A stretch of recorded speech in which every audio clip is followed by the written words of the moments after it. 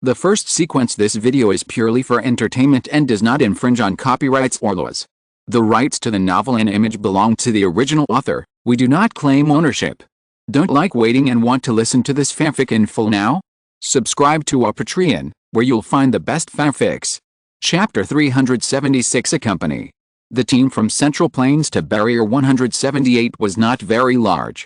Although Ren Xiaosu was seriously injured and lying in the back seat unable to move, he could tell by listening roughly that there were about 20 people in the team, and 6 off-road vehicles formed a convoy, and there was also a vehicle specially used to transport supplies in the back.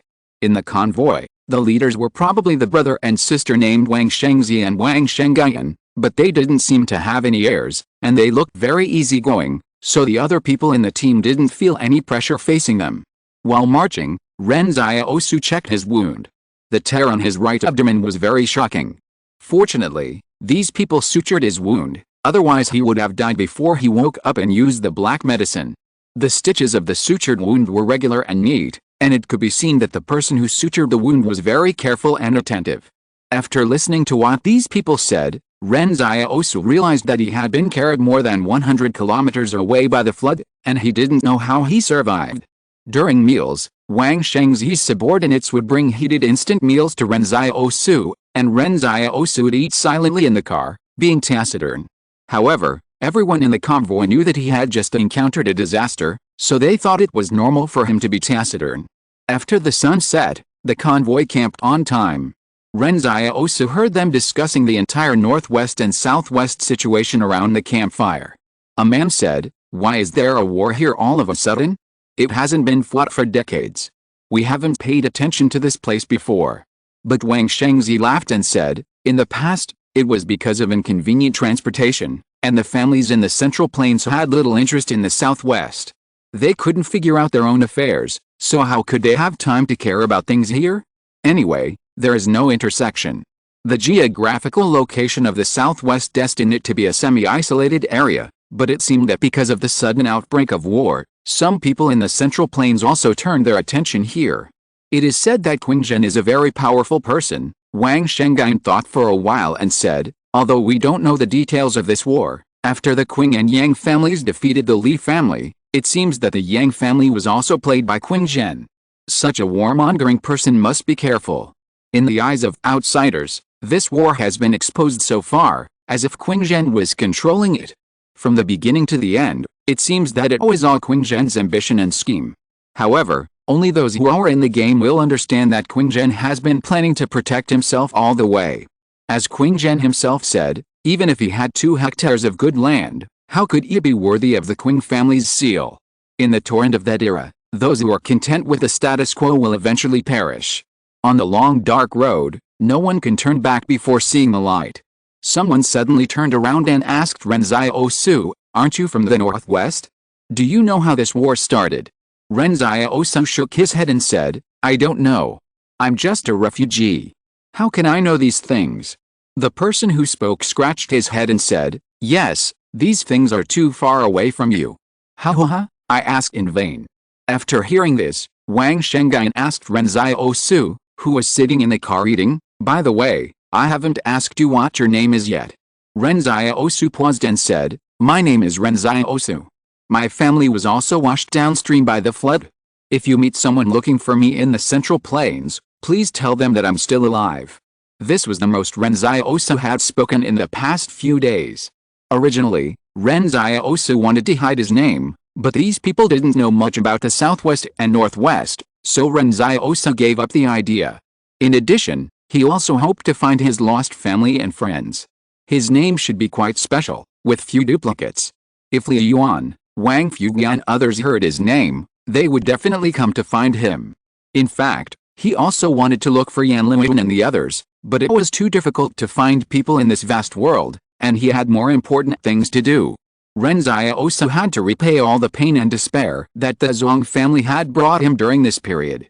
But his power was limited, and Ren Xiaosu was thinking about how to borrow strength. Now the group of people in front of him seemed to want to open up the northwest trade route. Maybe this was his chance. Thinking of this, Ren Xiaosu suddenly felt that he understood Li Shenton very well.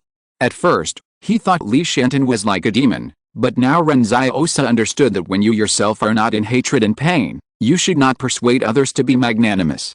Of course, understanding is one thing, and being friends is another. Ren Xiaosu suddenly asked, "Is there a war in the Central Plains?" Wang Shengzi glanced at him and said, "It is a place that must be fought for by military strategists." Ren Xiaosu was stunned for a moment. Wang Shengzi's implication was that there were wars in the Central Plains. He asked, "Isn't it said that the Central Plains is prosperous and wealthy?" Wang Shengzi smiled and said, "It is precisely because it is prosperous and wealthy that there is no conflict." At this time, Ren Xiaosu did not ask any more questions. That did not fit his current identity as an ordinary refugee. However, Wang Shengzi seemed to be in the mood to chat. "What do you refugees in the Northwest do on weekdays?" Ren Xiaosu said calmly, "Farming, burning bricks, and digging canals to irrigate crops." "How long does it take to burn a kilo of bricks?" Wang Shengzi suddenly asked. Ren Xiaosu replied, "It takes 13 days to make blue bricks, but it depends on the time to add water in the middle. We have never burned red bricks, so we don't know how long it takes to make red bricks." Wang Shengzi nodded and stopped asking questions. The question just now seemed unintentional, but it was actually intentional. However, at this moment, several troop transport trucks suddenly drove over from the northwest. Everyone stopped talking and looked over there. Ren Xiaosu's heart sank when he saw the long sword logo on those vehicles. That was the logo of the Zhuang family's consortium. This place is at least 100 kilometers away from the Zhuang family. How could the other party suddenly appear here? He moved his body into the car, hiding his face in the shadow inside the car. But Wang Shengzi and his men seemed to be not worried at all, and still sat by the campfire. Those vehicles stopped next to the camp, and 3 regular army combat teams of the Zhuang family got off the vehicles. The leader was tall and looked like an officer of the Zhuang family. He frowned and asked, "Who are you?" Wang Shengzi turned his wheelchair around to face the officer and smiled, "We came from the Central Plains to the 178th barrier." "Who are you?" The officer did not answer Wang Shengzi's question, but continued to ask, "What are you doing at the 178th barrier?" "Business," Wang Shengzi said briefly. "This road passes through the territory of my Zhuang clan. Why don't you all follow me back to the Zhuang clan first? We will let you pass after we figure out the situation, how about that?" The officer said. It seems that the officer is not clear about the identity of the visitor, so he is quite polite. But Wang Shengzi said, "Then it's just a detour. We will go our own way and have nothing to do with the Zhuang clan." When the Zhuang clan officer heard what Wang Shengzi said, he was no longer polite. He said to the soldiers beside him, "Take them all back." Then he heard the Zhuang clan officer say to Wang Shengzi, "I'm sorry, everyone, this place is forbidden to pass." Ren Xiaosu suddenly wondered, could it be that the Zhuang clan wanted to isolate the 178th barrier in the northwest to prevent the 178th barrier from communicating with the Central Plains? Yesterday at the Dota TI-9 site in Shanghai, I witnessed the annihilation of the Chinese team with my own eyes. I was confused all day and didn't know what to say. I just got home. I will take a day off and resume normal updates tomorrow. Chapter 377 Zhou Yinglong. The Zhuang officers seemed determined to take Wang Shengzi and the others away, and the soldiers from the 3 combat teams surrounded them. Wang Shengzi saw Ren Xiaosu hiding in the shadow of the car, so she comforted him, "Don't worry, nothing will happen. The Zhuang family won't dare to do anything to us." Ren Xiaosu hummed, and he quietly took the explosive poker bomb in his hand back to the palace. Wang Shengzi probably thought that he was afraid of the consortium's combat troops, and he was worried about exposing his identity. The Zhuang family probably didn't know that he was still alive, but just in case, it would be better for him not to show up. Ren Xiaosu had already applied black medicine on himself yesterday, but the problem was that after the wound was sutured, the black medicine was less effective in treating injuries in the internal organs. Wang Shengzi smiled at the Zhuang officer and said, "Don't be so nervous. Where can I go with my disabled legs? We can go back to Zhuang with you to be questioned, but can you prepare some delicious food from your local Zhuang fortress for us?" When these words came out, even Ren Xiaosu was stunned. He really didn't expect Wang Shengzi to suddenly talk about eating. Why did it feel like he was going to travel to the Zhuang fortress? And Wang Shengzi didn't seem to be shy about mentioning his disability. He was in a good mood. However, at this moment, the sound of a car engine came from the distance again. The Zhuang officer was stunned for a moment, and Wang Shengzi smiled even more. It seems that I can't go this time. I will definitely go when I have the chance in the future. As he spoke, an off-road vehicle appeared on the horizon. From a distance, this off-road vehicle seemed a little weak compared to the Zhuang combat troops. But on that off-road vehicle, there were 3 numbers, 178. Ordinary consortiums would put their family emblems on the car, and the emblem of the 178 fortress was 178, as if no one would not recognize these 3 numbers.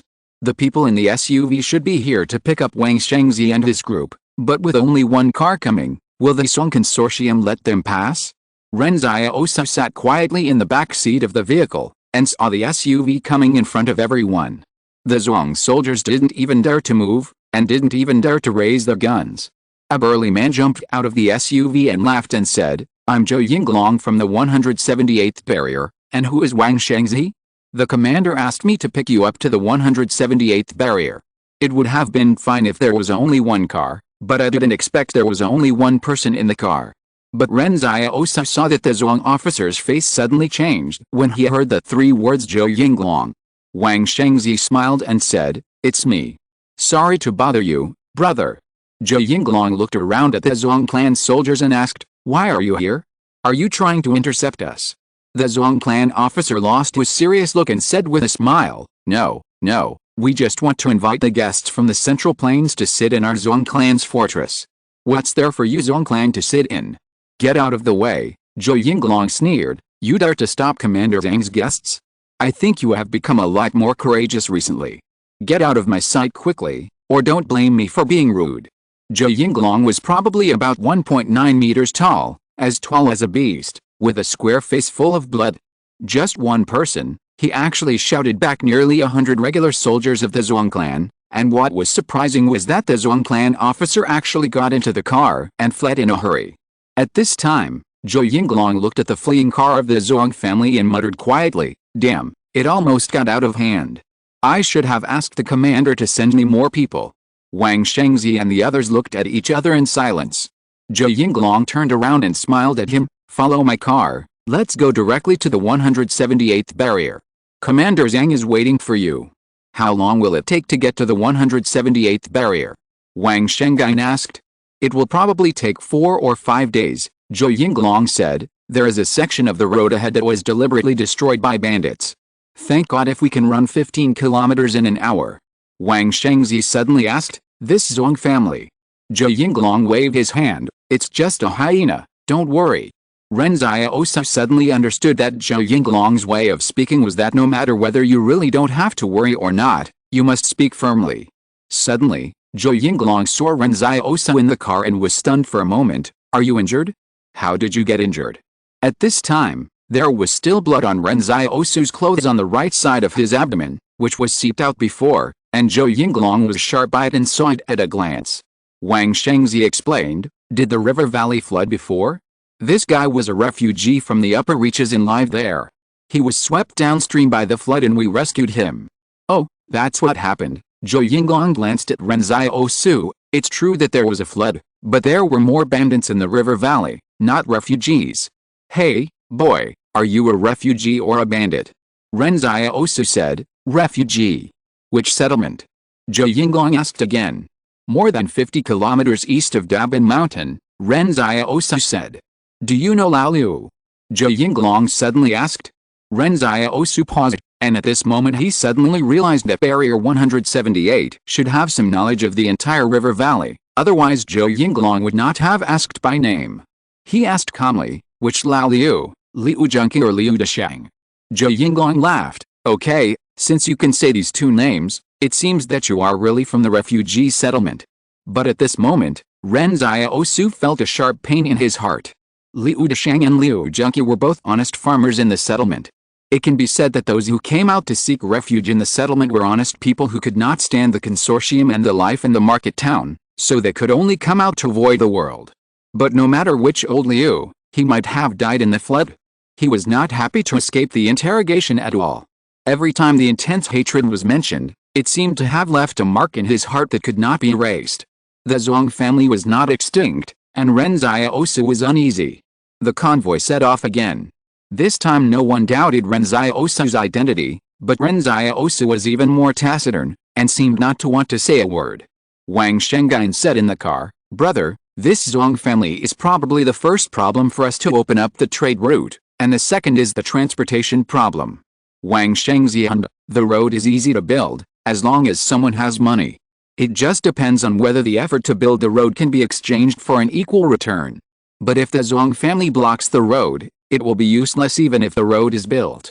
Then should we unite with the 178 barriers to get rid of the Zhuang family?" Wang Shengyan asked. "Let's take a long-term view," Wang Shengzi said calmly. "Let's see what Zhang Jinglan says first." When they said these words, they did not avoid Ren Xiaosu, and Ren Xiaosu suddenly saw a glimmer of hope. If you're listening to this novel on a channel other than Fanfic World, it means they downloaded and uploaded it without effort. We cordially invite you to visit our channel, Mundo Fanfic Novelists. There you'll find the original version of this story and you can explore many other novels of various genres. We're waiting for you to immerse yourself in a world of incredible novels. Chapter 378, Hard Life. The Zhuang family certainly does not want to open a trade route here. After all, the area where the Zhuang family is located is barren, which has always been an important factor restricting their development. It is also because of this that the Zhuang family consortium has always wanted to expand. If the trade route is opened, countless caravans will come to the northwest, and the 178 barrier will become more and more powerful. As the saying goes, there is no room for two tigers in one mountain. Even if the 178 barrier has no intention of expansion now, can the Zhuang family not be afraid next to the 178 barrier? Of course, the Zhuang family can continue to train new bandits to control the river valley area, but before, Zhang Jinglan of the 178 barrier was not there, so the temporary commander of the barrier did not want to manage matters outside the barrier. But now it is different, Zhang Jinglan is back. How strong the 178 barrier was more than a decade ago, the top management of the Zhuang family consortium can still remember it clearly. They have been forbearing and developing for more than 10 years. Now if the 178 barrier is allowed to restore the glory of more than 10 years ago, the Zhuang family is afraid that it will be cold. That's why the Qing and Yang families are fighting so fiercely now, and the Zhuang family hasn't taken advantage of the situation by going south. On the one hand, it's because Qing Zhen cut off the shortcut for the Zhuang family to go south, and on the other hand, the Zhuang family is afraid of the 178 fortress nearby and dares not move. At night, Zhou Yinglong took them to a place sheltered from the wind to camp. It seems that Zhou Yinglong often hangs out in the wilderness and knows everything about the wilderness. Now that Ren Xiaosu has the black medicine, his injury is not so painful, but he still pretends to be difficult to move. When he slowly got out of the car and wanted to move, Wang Shengyan came over to help him, but Ren Xiaosu refused and said that he could move slowly. But Wang Shengyan didn't care about the blood on his body at all. Ren Xiaosu found a mound to sit down on. Suddenly someone said, "I heard that many barriers in the southwest have collapsed. I don't know what happened, but the barriers in the central plains are still intact." Zhou Yinglong laughed. "Let me tell you, I have a good brother named Su Zianshu. All the barriers he has been to have collapsed except for my 178 barrier. At first everyone thought he was a disaster, but later they found out that 178 was fine, so they didn't think too much about it. As a result, when he went to 88 barrier a while ago, 88 barrier also collapsed." Wang Shengzi laughed. "Is he okay? What could have happened? He left before the collapse." "It has nothing to do with him," Zhou Yinglong laughed happily. "My brother Su Zianshu is lucky. He is fine even when the barrier collapsed." "Then he is really the chosen one," Wang Shengzi said. "Can you introduce him to the barrier when we get there?" "Haha, of course," Zhou Yinglong said, but Laosu himself doesn't admit it. He said there are people who are more unlucky than him. He always leaves before the barrier collapses, so he's fine. And his very close brother never leaves early, but he's still fine. Ren Xiaosu knew who Zhou Yinglong was talking about after hearing this. He recalled it carefully and it seemed to be true. All the barriers he had been to collapsed, even Yang's 88 barriers were no exception. But the collapse of these barriers should have nothing to do with him. The previous ones were either caused by earthquakes, or by Li Shenton's revenge and the invasion of experimental subjects. Even the collapse of the 88 barriers was caused by Qing Zhen to save Luolan. It really has nothing to do with him. At this time, Wang Shengzi was more interested in what Zhou Yinglong said. It would be very interesting if I could meet the chosen person you mentioned. Zhou Yinglong took a box of wine from the car and asked, "Do you drink? My Kaiyang wine is made from the best barley, and the water used is all snow mountain water, which is sweet." Everyone else shook their heads, but Wang Shengzi said, "I can drink with you, but can the 178th barrier soldiers drink?" Zhou Yinglong said carelessly, "In our place, we are allowed to drink during the winter rest period. It's impossible to warm up without wine." "It's almost summer now," Wang Shengyan said. Zhou Yinglong thought for a while. "It's better if you don't tell the commander. This wine is saved by me in the winter. But there shouldn't be many grain-producing areas around the 178th barrier. Where did you get this barley?" Wang Shengyan asked curiously. Zhou Yinglong suddenly stopped talking, as if this matter was a very important secret. Ren Xiaosu also realized that there was indeed a secret in the 178th barrier. The highland barley production area was not close to the 178th barrier. If it was true that the 178th barrier would not leave the barrier under normal circumstances as the outside world said, how did Zhou Yinglong know so much about the refugee settlements in the river valley area, and how did the highland barley get to the 178th barrier? Zhou Yinglong changed the subject and said, "What kind of business do you plan to do with Commander Zhang when you come from the Central Plains this time? Is the wine in the Central Plains delicious?" "Of course, the Central Plains is rich in grain, as well as tea and cloth," Wang Shengzi said with a smile while sitting in a wheelchair, "but what Commander Zhang wants most should not be these, but medicine." Zhou Yinglong's eyes lit up when he heard about medicinal materials. Those who marched and fought knew best what the 178th barrier lacked the most. What outsiders didn't know was that they were indeed short of food, but they were not short of meat, and they would definitely not starve to death. Medicines were too precious. In any battle, medicines would determine the survival rate of the wounded. Ren Xiaosu suddenly realized that it was no wonder that Zhang Jinglan wanted to open up the trade route so much, and Zhang Shi probably guessed the significance of it. When listening to Zhang Jinglan's lectures before, Mr. Zhang said that the importance of the ancient Silk Road was different, but the times were different, and the goods on the Silk Road must be different.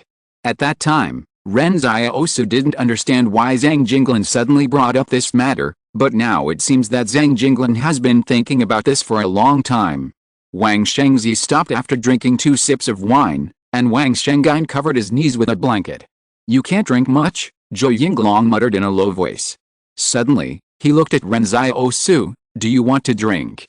Ren Xiaosu shook his head. "No, I'm still injured."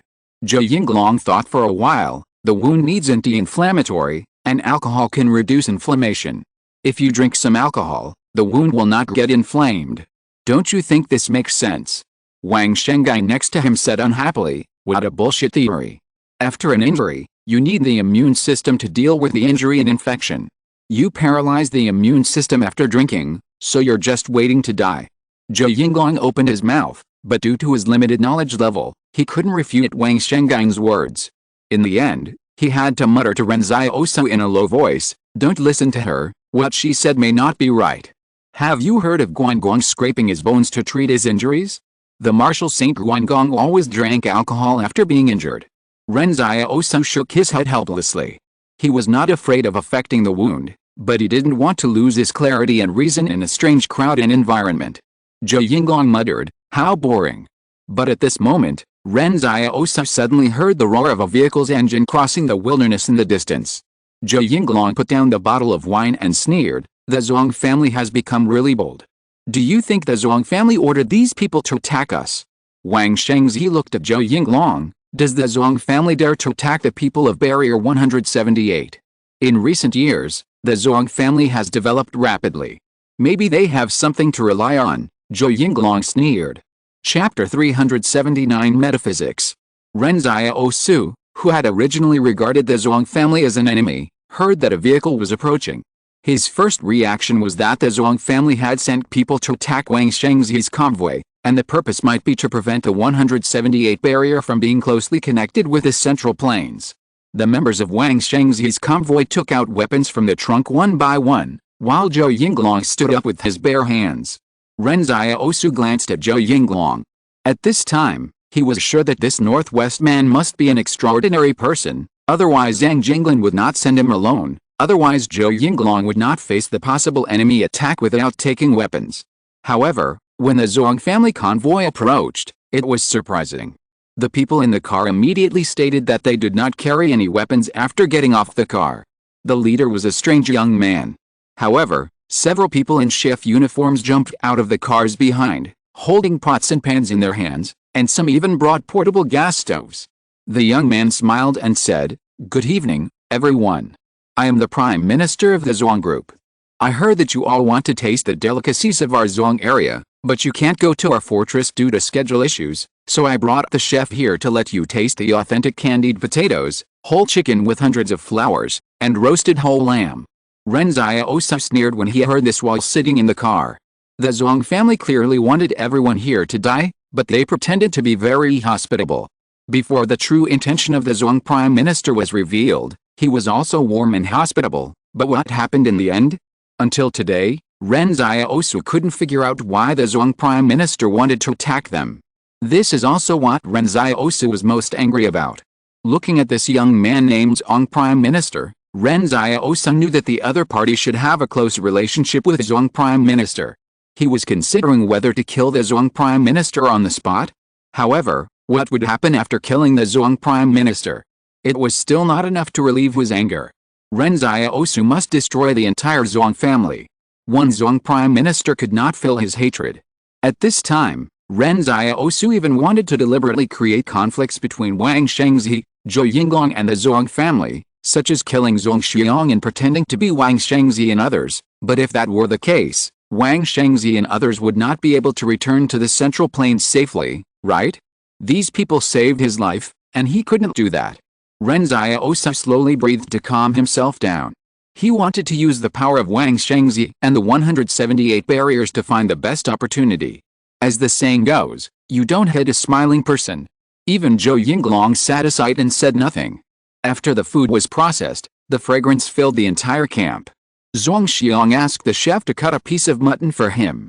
He stretched out his hand and grabbed it and stuffed it into his mouth. "I'll help you taste it." "Well, it's cooked. The mutton is crispy on the outside and tender on the inside. Please taste it slowly. I won't disturb you now. I hope you have a pleasant journey in the northwest." After that, Zhuang Xiong actually took people away without any hesitation. The action of tasting just now was more like helping Wang Shengzi and others test the poison to avoid the suspicion of Zhou Yinglong and others. After Prime Minister Zhuang left, Zhou Yinglong spat on the ground and said, "What good can come from a hyena's flattery?" Wang Shengzi laughed and said, "Why do you hate the Zhuang family so much?" When Commander Zhang left before, the Zhuang family liked to hang out at Barrier 178, and secretly sent their people to Barrier 178. As a result, the news about Barrier 178 was always leaked in advance, Zhou Yinglong said with a serious face. This group of hyenas fought for power and schemed for each other in Barrier 178, making the barracks full of chaos. We only found out later that the chief of staff was actually an illegitimate son of the Zhuang family. Commander Zhang was very sad when he found out about this. Since then, Barrier 178 has not accepted outsiders very much, mainly to prevent infiltration by people with ulterior motives. "How do you know he is the illegitimate son of the Zhuang family?" Wang Shenggai asked curiously. Zhou Yinglong sneered, "Of course I found out after torture." Ren Xiaosu thought, "Isn't this a hidden spy? Who knows how long this illegitimate son of the Zhuang family has been lurking, and he has even been promoted to chief of staff." Wang Shengzi nodded. "No wonder the people of the 178th barrier hate the Zhuang family so much." He smiled and said, "We have worried about such things before."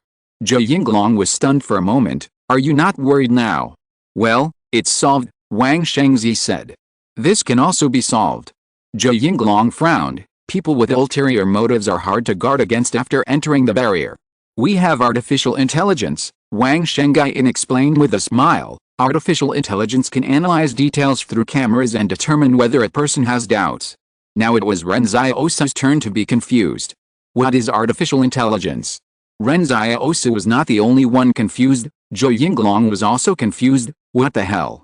But Wang Shenggai explained, "Artificial intelligence was one of the research directions of our elders before the disaster, and we were lucky to have saved all the data.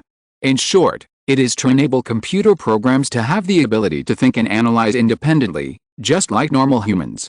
However, our artificial intelligence does not really have self-awareness. Nowadays, the philosophy of artificial intelligence is still.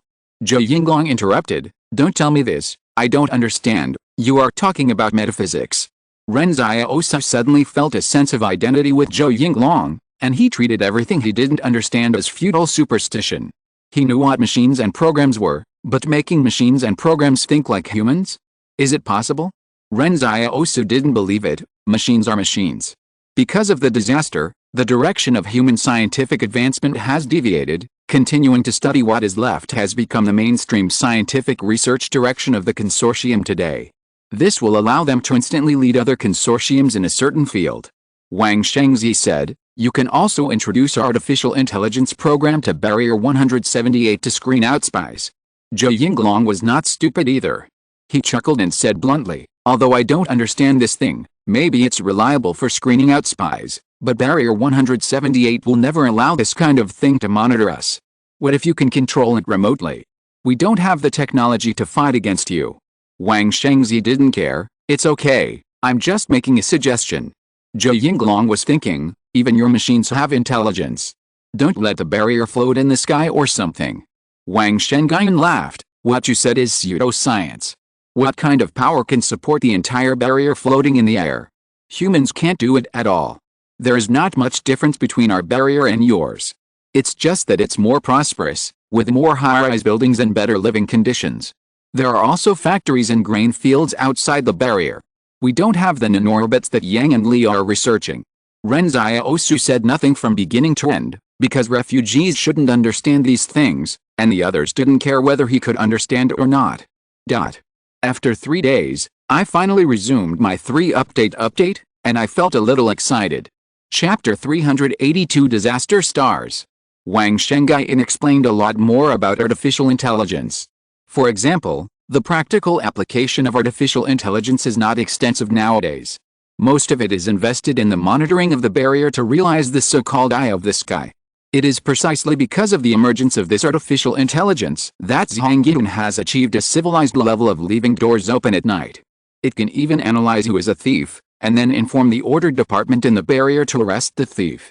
Therefore, the legendary Zhang leaving doors open at night is not because the people of Zhang are of high quality, but because it is too easy to be caught after committing a crime.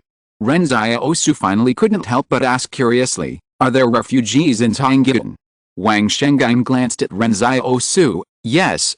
Ren Xiaosu suddenly realized that Zhang was not a pure land.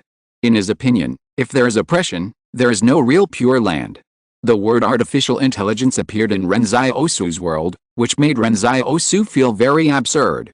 You know, when he was in the market town before, his home didn't even have an electrical appliance. In the whole market town, except for the brick and stone houses of Wang Fuge and others that were connected to the wires, other people's homes didn't even have light bulbs. However, at this time, someone actually said that Zhang machines were almost intelligent. This made Ren Xiaosu feel unreal. Zhou Yinglong asked, "That means that the fighting power of the Central Plains is about the same as ours, but they have made a new breakthrough in this artificial intelligence." For the big man of the 178th barrier, his first concern is the military power of the Central Plains. Wang Shengzi smiled and said, "The war in the Central Plains has not yet affected the 178th barrier, don't worry." "Who knows?" Zhou Yinglong muttered softly. "Okay, go to bed early, we will be able to reach the 178th barrier in 2 days." At this time, Ren Xiaosu was leaning against a mound. He was in the northernmost part of the river valley area, the place closest to the Zhuang clan's territory in the river valley area. The vast land was all yellow soil. Because there was no industry here, the stars in the sky seemed to be right in front of him. But no one kept watch for Ren Xiaosu. Ren Xiaosu opened his eyes and didn't know what he was thinking. No matter how he tried to make himself sleepy, he couldn't fall asleep. "I don't know where Yan Liwen is now. I think he should have gone to the Central Plains, right? Can Wang Fuge and the others survive?" Ren Xiaosu saw that Jiang Wu's ability had a new transformation when the flood came, so if Jiang Wu was there, the others might have survived. According to Wang Shengzi, the lower reaches of this river are the Central Plains, passing through barriers number 46, number 37, number 28, number 19, number 9, and number 1. If you want to find your family, you can follow this route. Ren Xiaosu kept it in mind, and he would definitely look for Yan Liwen after the Zhuang family was destroyed. As for before the Zhuang family was destroyed, Ren Xiaosu didn't want to involve Yan Liwen and Wang Fuge in this dispute. At this time, Wang Shengzi rolled the wheel of the wheelchair with his hands and came to Ren Xiaosu. Are you thinking about your family and friends? Ren Xiaosu glanced at him. Actually, I don't have any family, just friends who are like family. I will help you find them after I return to the Central Plains. Tell me their names, Wang Shengzi said with a smile. If they really come to the Central Plains, I will definitely help you find them. However, this time Ren Xiaosu was silent for a moment. He didn't want to say the names of Wang Fuge and Yan Liwen, because he didn't know whether Wang Shengzi was a good person or a bad person. You can't know a person's heart by knowing his face. How could he entrust the safety of Wang Fuge and others to others? He believed that even without Wang Shengzi's help, Wang Fuge and others could live well. Ren Xiaosu suddenly said, "Thank you, I only have one friend left, named Li Shenton." Ren Xiaosu didn't tell the truth. Wang Shengzi smiled. "Okay, I remember it." After the convoy set off again, the Zhuang family never appeared again. After walking for a while, the sunset time in the wilderness became later and later. One night when we were almost reaching Rampart 178, the sun didn't even set below the horizon until 8 p.m. The vastness of the northwest was something Ren Xiaosu had never seen in the southwest. Sitting in a wheelchair, Wang Shengzi looked at the magnificent plains and the snow-capped mountains in the distance and said with emotion, "Today I know how big the world is." Zhou Yinglong chuckled beside him and said, "A real man should live and work here. You people in the Central Plains are still too petty." Wang Shengzi did not refute. He asked curiously, "Why did Commander Zhang leave the 178th barrier back then?" Zhou Yinglong asked in return, "How did you know my commander?" After Commander Zhang left the 178th barrier in his early years, he traveled to the Central Plains. "We met at that time," Wang Shengzi smiled, "but my legs were still healthy at that time. Now time flies, and both he and I are getting old." Zhou Yinglong curled his lips. "My commander is still young." At this time, a convoy suddenly appeared from the horizon in front. Zhou Yinglong shouted excitedly and waved, "Yesterday I used a satellite phone to inform the commander of your impending arrival. I didn't expect that you old man was so generous and actually asked the commander to come and pick us up in person." Wang Shengzi smiled but said nothing. Wang Shengyan, who was standing next to him, looked at Ren Xiaosu and said, "When we get to Barrier 178, it shouldn't be difficult to arrange for you to join Barrier 178 because of my brother's reputation." Ren Xiaosu was a little dazed. How long had it been since he last saw Zhang Jinglin? He had been squatting outside the school for 3 years in the market town, and was later allowed by Zhang Jinglin to enter the school to attend classes. So he and Zhang Jinglin had known each other for quite a long time. But now the other party had suddenly changed and became the commander of Barrier 178. However, vehicles on the horizon were seen approaching in the afterglow of the setting sun. When the convoy arrived in front of everyone, the first person to jump out of the car was someone Ren Xiaosu knew, Su Xianchu. After Su Xianchu saw Zhou Yinglong and the others, he was stunned for a moment. Zhou Yinglong smiled and said, "Brother, why did you come to pick us up in advance?" As a result, Su Xianchu brushed past him and came to Ren Xiaosu. He looked at Ren Xiaosu's pale face and the blood on his body and asked anxiously, "What's the matter? Are you injured?" Ren Xiaosu smiled and said, "It's a minor injury, it will heal soon." "Your injury is minor?" Su Xianchu was shocked. He lifted the hem of Ren Xiaosu's shirt and saw the scar on Ren Xiaosu's right abdomen, piercing wound. "Who did it? Aren't you in the 88th barrier?" Ren Xiaosu said, "It's a long story. It was done by the Zhuang family." "Where's Liwen?" Su Xianchu looked at the crowd. "Where's Wang Fuge?" Ren Xiaosu's expression darkened. "Lost." Zhou Yinglong, Wang Shengyan, Wang Shengzi and others were all stunned. "What's going on? Where are the ordinary refugees?" Zhou Yinglong was even more surprised. He hadn't heard that Su Xianchu had any other friends outside. Wait, Su Xianchu seemed to have a friend outside. Shit. Are the two disaster stars going to gather at Barrier 178? Exclamation mark. Chapter 381, Changing Attitude Faster Than Turning the Pages of a Book. Before, The brothers in Barrier 178 teased Su Xianchu as a disaster star, but later everyone found that Su Xianchu had no problems after coming to Barrier 178. Later, I heard from Su Xianchu that he came to Barrier 178 thanks to a recommendation letter from his friend, otherwise he would not be able to enter Barrier 178.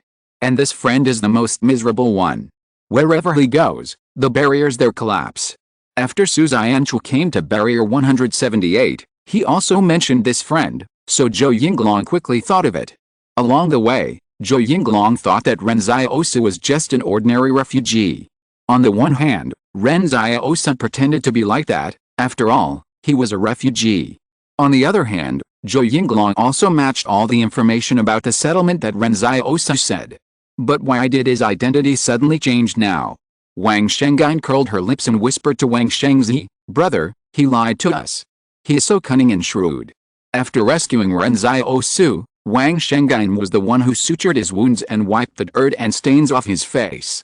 She thought Ren Xiaosu was a poor refugee who looked honest, but he didn't tell the truth on the way. Women hate being lied to the most. In just a moment, Wang Shengyan's impression of Ren Xiaosu lowered. But she didn't expect that Ren Xiaosu was actually connected to the 178 barrier. Wang Shengzi smiled and said, "This is not cunning. It's normal for him not to trust us. He must be so vigilant to survive in the wilderness. But at his age, I don't know what he has experienced to have such vigilance. It's a lie." Wang Shengyan was unhappy. At this time, Zhang Jinglin got out of the car, and there was a group of people in the convoy behind him guarding him.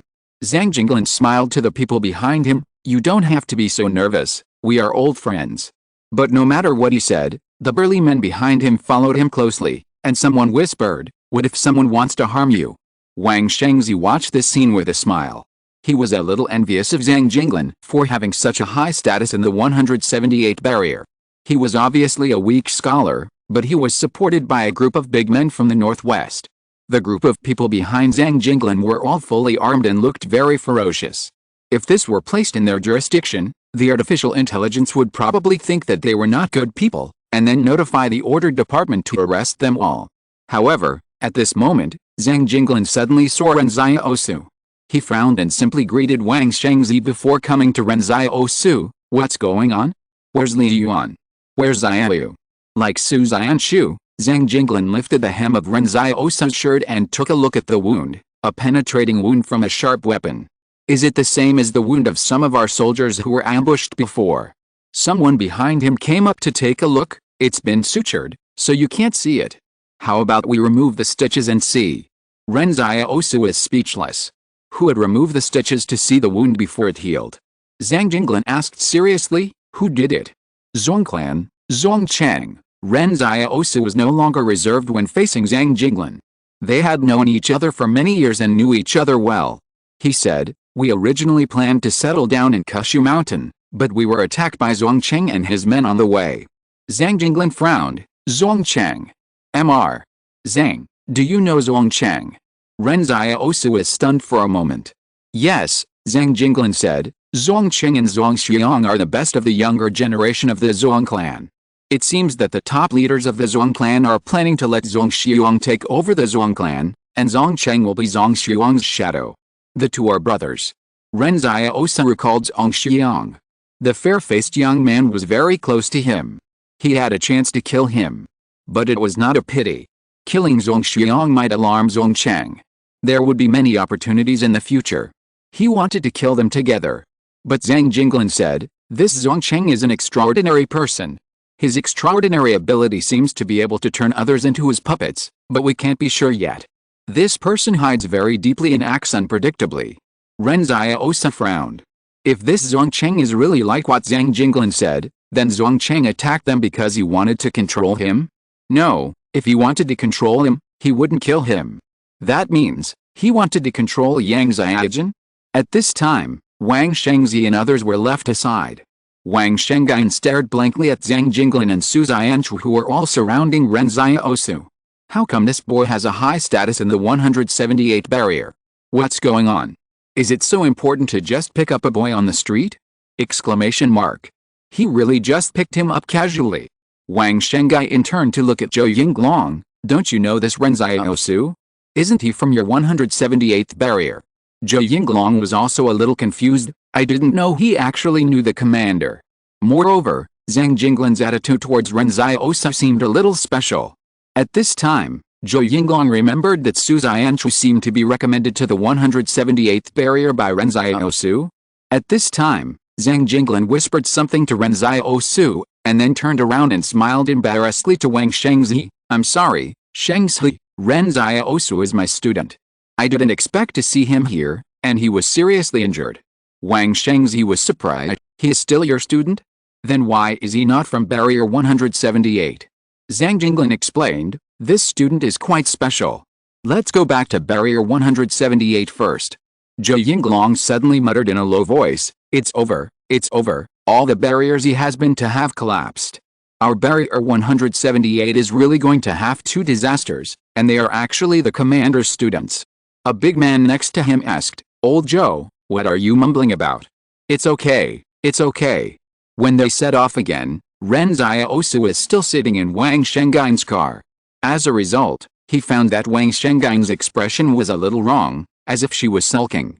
However, Ren Xiaosu did not explain anything, but just said, thank you for saving me, I had no choice, please forgive me. Wang Shengai curled her lips and said, yes, big shots have to hide their identities to avoid being persecuted by others. Ren Xiaosu stopped talking and looked out the window. Zhang Jinglan just told him to go to the 178th barrier first. Now the 178th barrier also has some ideas about the Zhong family. If he wants to take revenge, he can only rely on the 178th barrier. Even the Qing family can't be distracted, because the Qing family now has to face the desperate counterattack of the Yang family. Zhang Jinglan knew what Ren Xiaosu wanted to do, so he moved him with just one sentence. Suddenly, Wang Shengai whispered, your family is in trouble too, right? Was it caused by the Zhong family? Yes, Ren Xiaosu responded while looking out the window. Forget it, I forgive you, Wang Shengai said, don't be too sad, we will help you find your friend in Central Plains. Ren Xiaosu sighed, the girl's mood is really complicated and changeable, she changes her attitude faster than turning the pages of a book. Chapter 382. 178 Fortress. When Ren Xiaosu saw the 178th barrier from afar, he was suddenly shocked. This barrier was different from any other barrier he had seen. The majestic and weathered barrier was full of scars, and there were even large patches of gaps, as if the barrier had collapsed and rebuilt many times.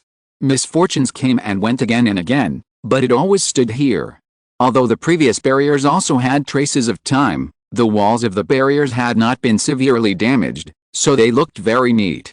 But the wall of the 178th barrier was different. When Ren Xiaosu saw it for the first time, he suddenly felt that this wall seemed to have a tenacious life. He also suddenly understood why some people called the 178th barrier a fortress. This was a fortress-level barrier built for war, and it focused more on defense than any previous barrier. Zhou Yinglong said proudly, we all call this fortress 178, it is different from those weak barriers outside. Ren Xiaosu stood under the towering wall of Fortress 178, and on the high wall were soldiers with live ammunition on guard. However, because they came with Zhang Jinglan, the soldiers on the wall did not give any warning. According to Su Xianchu, it was difficult for anyone with unknown origin to get close to this barrier. If he had not had Ren Xiaosu's recommendation letter, he would not have been able to get in. Ren Xiaosu suddenly asked, I wrote recommendation letters to some people before. Did they come to Fortress 178? Su Xianchu shook his head, no. It seems that they also had an accident, Ren Xiaosu sighed. At this time, Ren Xiaosu picked a bullet from the wall. Why is there a bullet on the wall? Fortress 178 was built to defend against enemies, but in Ren Xiaosu's impression, everyone has been saying that Fortress 178 was built to defend against wild beasts. Everyone said that there were few wild animals in the inland because humans had driven them out of the barrier circle, and Fort 178 stood in the northwest to prevent a large number of terrifying wild animals from invading. But how to explain the bullets on the wall? They were clearly left by foreign enemies using guns to hit the wall. Only humans can use guns. Su Xianchu smiled and said, you will understand later. In the era of hot weapons, the real enemy of mankind is only mankind itself. This sentence sounded familiar to Ren Xiaosu. A librarian named Anyukian had said the same thing. However, Anyukian meant that the uncontrollability of science would allow humans to create power that they could not control. Su Xianchu's meaning was more straightforward. The enemy of Fort 178 was mankind. The heavy gate of Fort 178 slowly lifted up, and the rumbling sound was like a giant dragon roaring in the barrier. The group walked in and found that although Fort 178 looked shabby, it was unusually neat and clean. Originally, Ren Xiaosu thought that the place where a group of big men from the northwest lived should be very dirty and messy, but it turned out not to be the case. Entering the long street where the gate is located, at the end you can see a huge bronze bell hanging high on a tower. Su Xianchu introduced to Ren Xiaosu, "This bell is also different from our previous fortresses. The bells in other fortresses are used to tell time, and the bell of Fort 178 will only ring when it is a warning. When the bell rings, everyone in the army must be ready to fight to the death." "When was the last time the bell rang?" Ren Xiaosu asked curiously. 16 years ago, Su Xianchu sighed. "It's a pity that I didn't see that scene. Many people in our inland areas didn't even know that there was a war here. Fort 178 is like a wall, blocking the danger and darkness outside the wall. There are many people on the street. Everyone wears coarse cloth clothes. There are rarely neon lights at the door of the store. There are almost no private vehicles on the road. Occasionally, military off-road vehicles pass by." Wang Shengai asked curiously, "Your place looks so primitive." Su Xianchu said, "There is a shortage of electricity. New power plants are being built outside, but there is a shortage of talent in Fort 178, so construction is slow. There was a large power station before, but it was destroyed in the war. The resources don't seem to be very abundant." Wang Shengai said, "The northwest is quite suitable for growing cotton. There is plenty of sunlight, snow-capped mountains, and groundwater. Why don't you grow more cotton?" Su Xianchu glanced at her and said, "You have to eat first." Ren Xiaosu looked at the scene in Fort 178. To be honest, it was a bit shabby, but for some reason, he felt much more comfortable here than in other fortresses. When pedestrians on the street saw Zhang Jinglin's convoy passing by, they did not deliberately curry favor with him. Instead, they greeted him like old friends and then went about their own business. Su Xianchu glanced at Ren Xiaosu and said, "Xiaosu, can your black medicine be mass-produced? Some people here got frostbite in the winter, and the frostbite has not healed. In addition, the medicines needed for the war have always been in short supply. If we can have your black medicine, it will be great news for our 178 fortress." Su Xianchu had heard about Ren Xiaosu becoming a doctor in the market town before, and Zhang Jinglin also knew about it. Ren Xiaosu shook his head and said, "It can't be mass-produced." Su Xianchu was a little disappointed and said, "It's okay. When the trade route is opened, we can buy medicine from people in the Central Plains. The 178 fortress is not only short of medicine, but also clothes, food, etc. Opening the trade route is an urgent matter for Zhang Jinglin, who has returned to the 178 fortress." Zhang Jinglin spent several months clearing up the chaos in the 178 fortress one by one. Now it is time to consider the development of the fortress. Su Xianchu arranged Ren Xiaosu and the others in a small building. "This is our guest house. It's a little shabby, don't mind it." Ren Xiaosu shook his head, "It's already pretty good."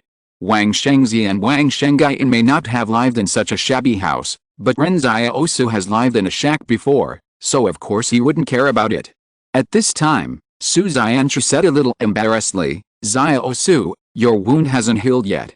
I'll go to the quartermaster's office to apply for some medicine for you, but the medicine in the fortress is too scarce now, so I may not be able to apply for it." Ren Xiaosu smiled and said, "It's okay, I also brought some black medicine."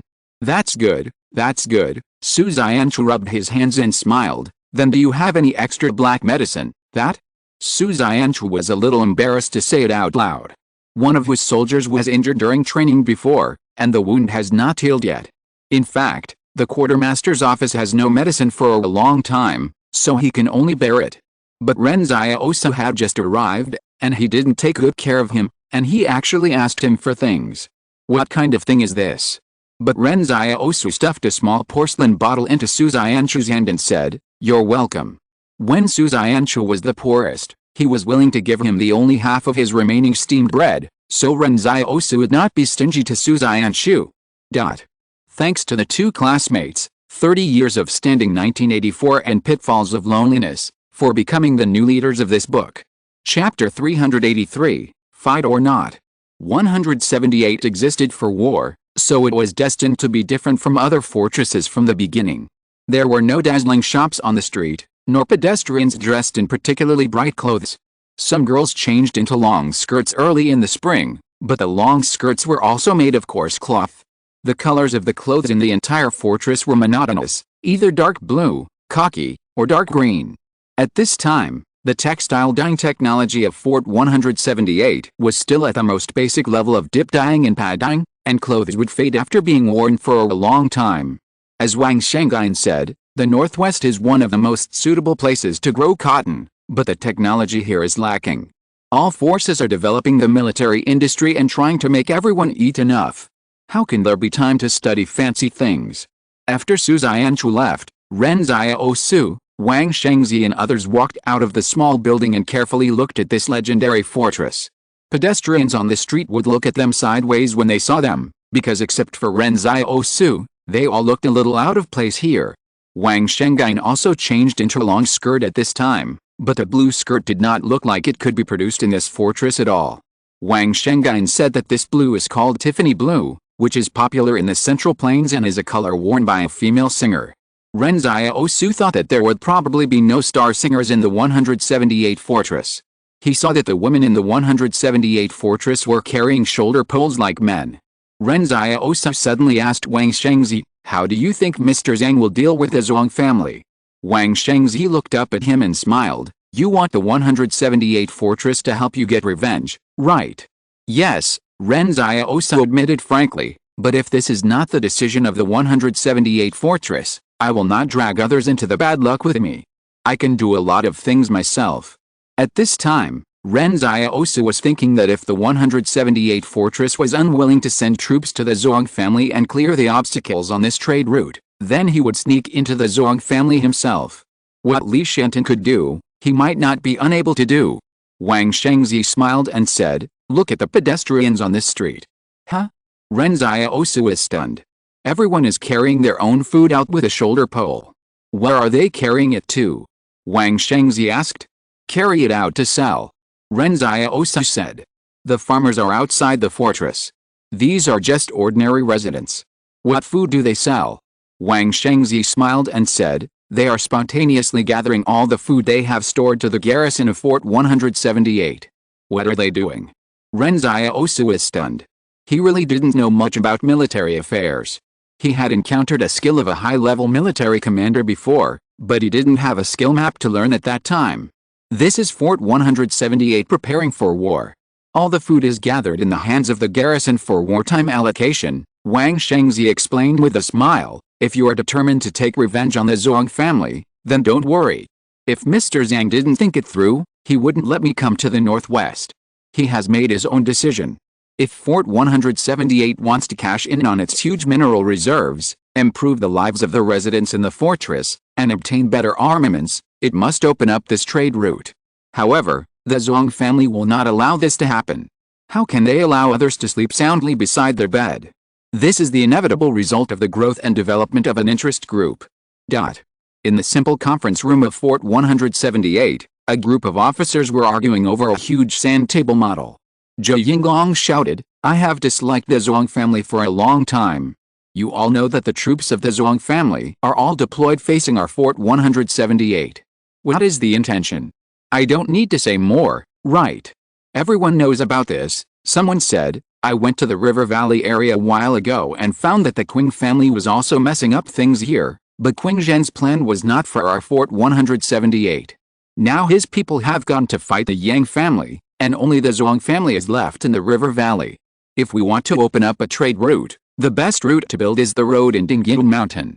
It is said that the road was a highway before the disaster, right?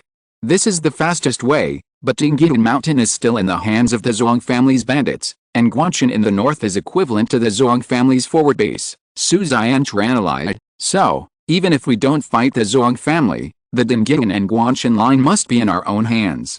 How to control it?" Zhou Yinglong retorted, We don't have enough manpower. We can fight, but it's a bit difficult to occupy. How many people do you have to put there to prevent the Zhuang clan's sneak attack? And by then, the Zhuang clan will cut off the retreat of the Dingyan mountain defenders from the road, and the soldiers there will immediately become an isolated island. Just thinking about it makes me despair. Yes, what Lao Zhou said makes sense. There is no reason to guard against thieves for 1,000 days, said a burly man. The Zhuang clan is right in front of us. These old guys have been too restless in recent years. They have always used Fort 178 as an imaginary enemy.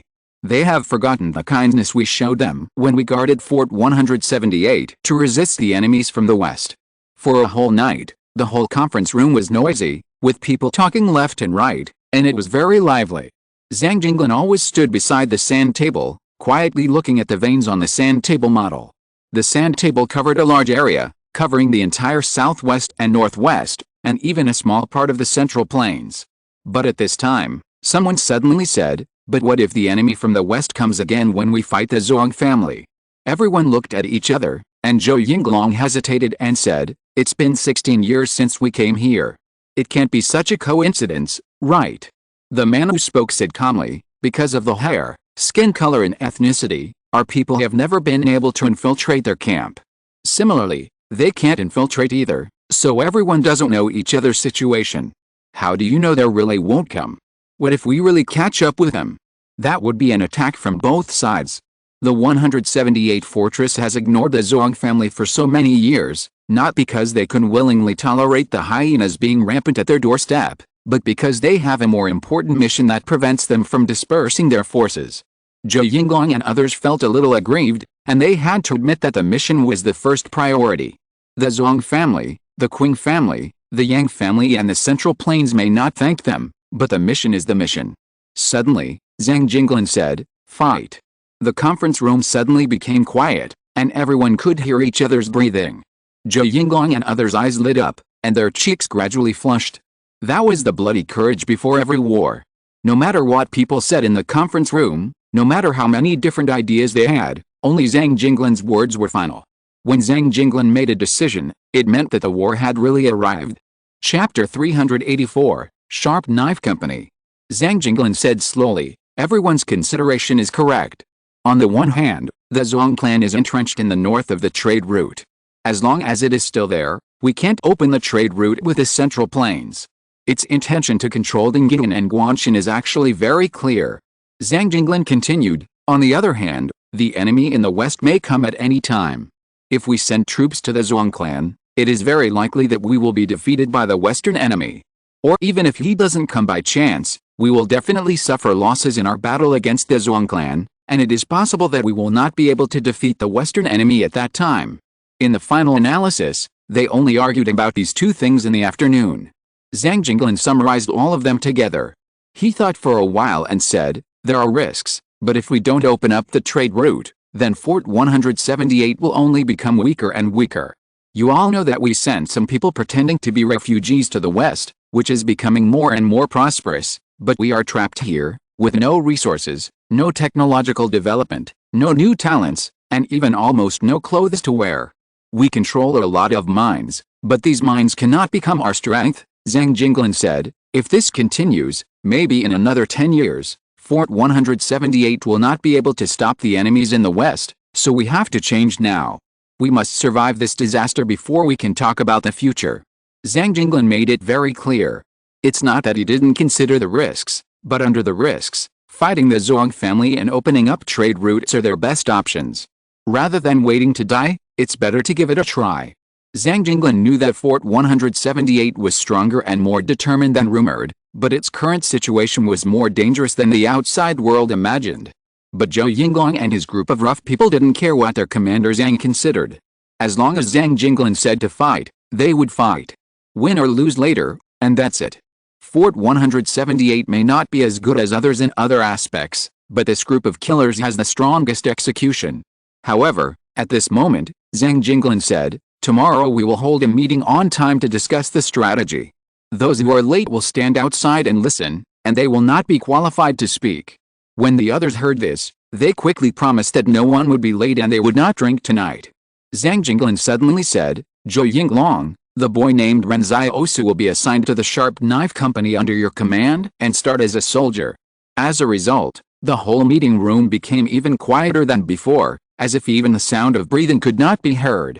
They wanted to ask Zhang Jinglin something, but they saw that Zhang Jinglin did not intend to give them a chance to ask, and walked out of the meeting room. When Zhang Jinglin walked out, the officers next to the sand table were all shocked. Is it the Sharp Knife Company where the commander used to stay? It is said that the previous two old commanders also came from that Sharp Knife Company. Does our commander regard that kid as a candidate? Old Joe, you brought that kid in. What's the situation with that kid? That Sharp Knife Company is a very special existence, and no one has explicitly stipulated that the candidate for the commander of the 178 Fortress Barrier must go to that Sharp Knife Company. But in fact, every commander came from there. They were thrown into the most dangerous places by the previous commander for training, and then promoted little by little. The Sharp Knife Company, as the name suggests, is the most dangerous combat sequence.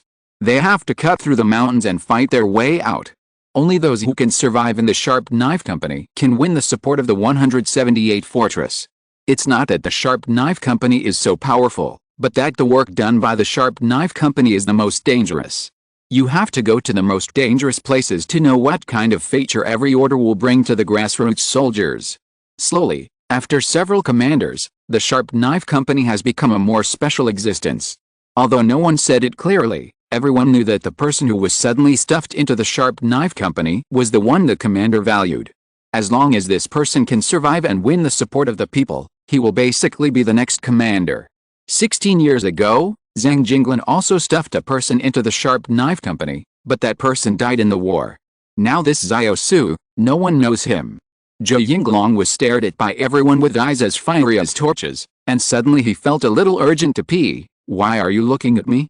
I only spent a few days with him. That guy is also a refugee and has stayed in the river valley area. He looks weak and has injuries on his body, but it is not clear how he got injured. But he doesn't seem to be able to fight very well. How can he be in the Sharp Knife Company? Someone replied, the commander couldn't fight either back then. It's not a big problem. He just needs to be ruthless enough.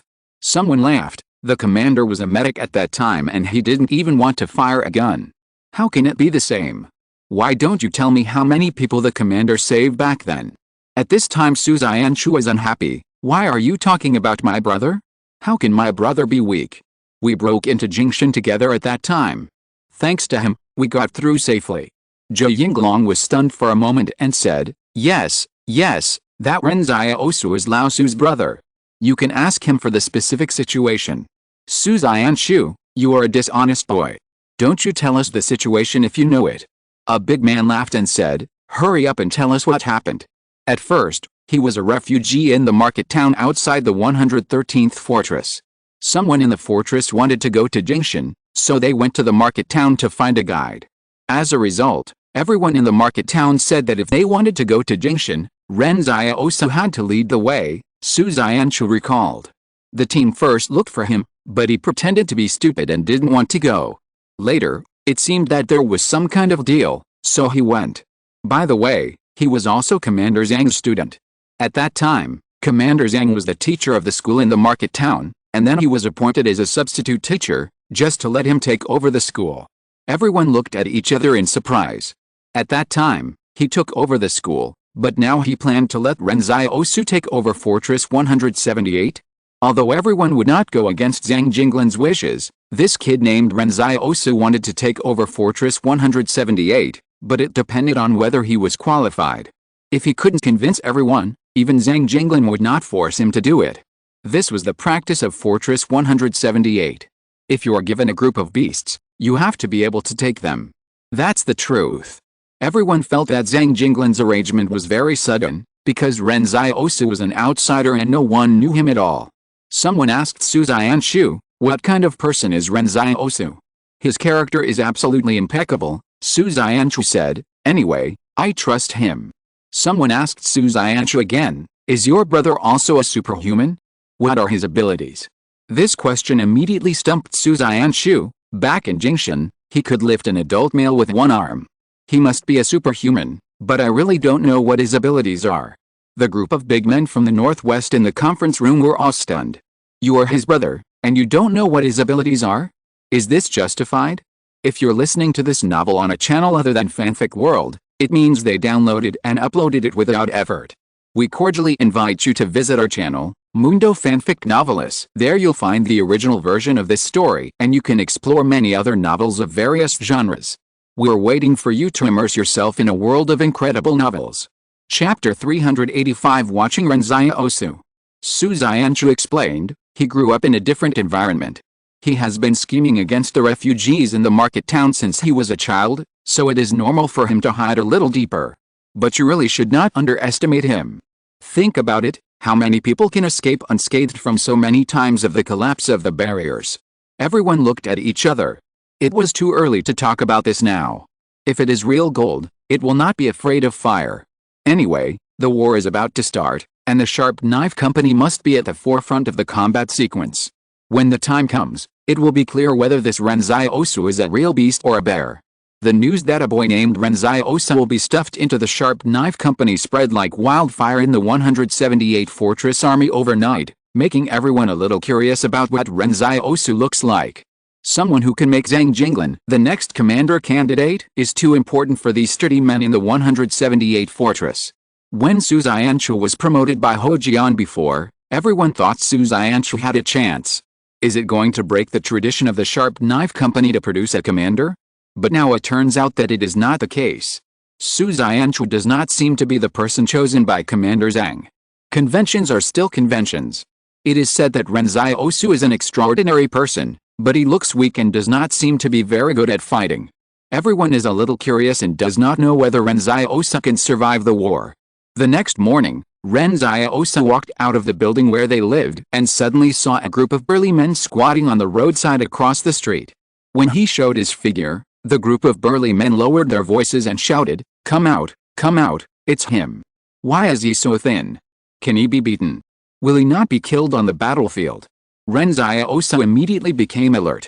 Are they looking for trouble with him or something? Are a group of burly men blocking the door to fight? Although his injuries have not healed yet, to be honest, he is not afraid of someone looking for trouble. However, when the group of burly men saw Ren Xiaosu, they immediately retreated, leaving Ren Xiaosu standing there alone, not knowing what happened. Zhang Jinglin had not discussed this matter with him. In fact, Zhang Jinglin's arrangement might not be a good thing for Ren Xiaosu. Because once Ren Xiaosu joined the Sharp Knife Company, everyone would watch his every move, and the mistakes he made would be magnified. If you were timid once, everyone would think you were unqualified. Everyone would stare at you with a magnifying glass to see if you were qualified to be valued by the commander. And why were you valued by the commander? But Zhang Jinglin didn't care about that. He only told Ren Xiaosu that if Ren Xiaosu wanted to kill Zhongxi with his own hands, he had to join the 178 Fortress Army. Ren Xiaosu agreed. Of course Ren Xiaosu agreed. Then Zhang Jinglin asked him what kind of troops he planned to join and gave him a chance to choose. Ren Xiaosu said he wanted to go to the most dangerous place, where he killed the most enemies. Zhang Jinglin asked him if he wanted to think about it again, and he said he had already thought about it and would not regret it. The desire for revenge is the only motivation that supports Ren Xiaosu to come to the 178 Fortress. Zhang Jinglin smiled and said, okay, then I'll arrange for you to go to the most dangerous place. At this moment, Ren Xiaosu always felt as if something had happened, but he didn't know what it was. In the afternoon, Su Xianchu came to tell him that he had to report to the Sharp Knife Company. The Sharp Knife Company belonged to the Vanguard Battalion, and the battalion commander was Zhou Yinglong. Ren Xiaosu didn't think it was a big deal at the time, as it was his own request. But Su Xianchu repeatedly warned him, Xiaosu, it is said that after every war, only 1 in 10 of the Sharp Knife Company survives, and it is common for the entire army to be wiped out. You must pay attention to safety. When you come back safely, your brothers will rely on you in the 178 Fortress in the future. This was said without a beginning or an end, which confused Ren Xiaosu. Su Xianchu drove Ren Xiaosu to the west of the 178 Fortress, where the Sharp Knife Company was stationed. The Vanguard Battalion had an independent military camp. When driving in, Ren Xiaosu found that all the soldiers in the military camp stopped what they were doing and looked at him. Zhou Yinglong had been waiting inside for a long time. He glanced at Su Xianchu and said cheerfully, Old Su, go back. It will be fine if you leave him here. Su Xianchu raised his eyebrows and said, after this battle, it's hard to say whether you can survive. Bah, Zhou Yinglong said angrily, don't curse me. I won't die even if you die. Su Xianchu sneered, I have a pot, do you? Zhou Yinglong didn't say anything. As Ren Xiaosu guessed, Zhou Yinglong was also a transcendent, otherwise he wouldn't be put in such a dangerous place as the vanguard camp. After all, there were not many transcendents in the entire 178 fortress. But Zhou Yinglong knew that his ability was indeed not as good as Su Xianchu's. Everyone had seen the power of Su Xianchu's big black pot before. At this time, Ren Xiaosu found that the soldiers in the 178 fortress talked about life and death as casually as eating, and there was not much fear in their eyes. He didn't know what kind of environment created such a group of soldiers. In the spring, the 178 fortress is still very cold. It is said that it sometimes snows in August and September, and more than half of the year is winter. After saying goodbye to Su Xianchu, Zhou Yinglong took Ren Xiaosu to the military camp, and said as he walked, our vanguard battalion has always been a place for hard battles. You come from outside the fortress so you don't know. I don't know if you have ever experienced war. Don't be blind when you go to the battlefield. Ren Xiaosu said calmly, don't worry, it won't happen. When you are under someone's command, you are naturally his soldier and must obey orders and commands. Ren Xiaosu was not surprised that Zhou Yinglong would say this, and he didn't need to deliberately refute it.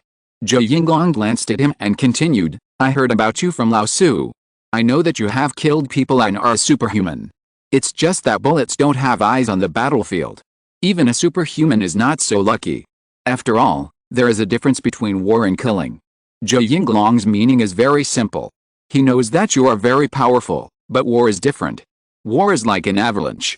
Even a supernatural being cannot go against the power of nature. It is a good thing not to be timid, but don't be arrogant either. In the military organization of the 178 fortress, a combat team is also 30 people, and a company has 4 combat teams, so a normal company has more than 120 people.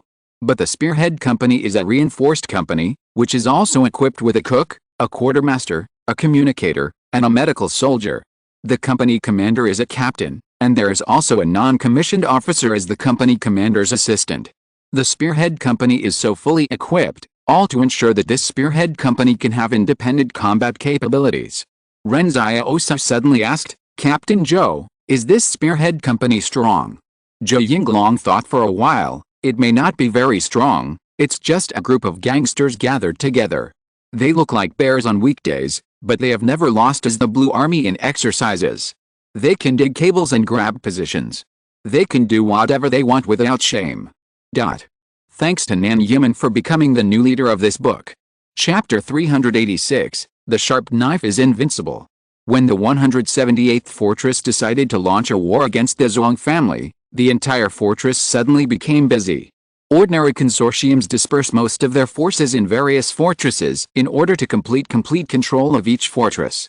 So in peacetime, for example, the Qing family would put a combat brigade in one fortress, and a weaker fortress would put an independent regiment. Only the 111th fortress where Qing Zhen and his men were stationed would have more combat troops stationed. The 178th fortress was different. They only had this one base, and half of the fortress was basically the army, and the residents of the entire fortress, as well as the residents of the periphery and some scattered settlements, all served the army. However, unlike other fortresses, the 178th fortress did not distinguish between refugees and residents. Working outside would receive additional subsidies for being stationed outside. In winter, all residents outside could enter the fortress with a pass to spend the winter. Of course, the review of this pass was still quite strict. The entire 178 fortress has as many as 80,000 soldiers, which is a complete first-class group army combat organization, while the Zhuang family's army is said to have as many as 200,000. The comparison of military strength is extremely disparate. Perhaps it is because of this disparity in military strength that the Zhuang family has been so unscrupulous in destroying the main transportation routes connecting the 178 fortress with the outside world in recent years. But Ren Xiaosu found that the group of big men in the 178 fortress did not seem to care about the comparison of military strength. According to Su Xianchu, in modern warfare, The number of people is no longer the key to winning a war.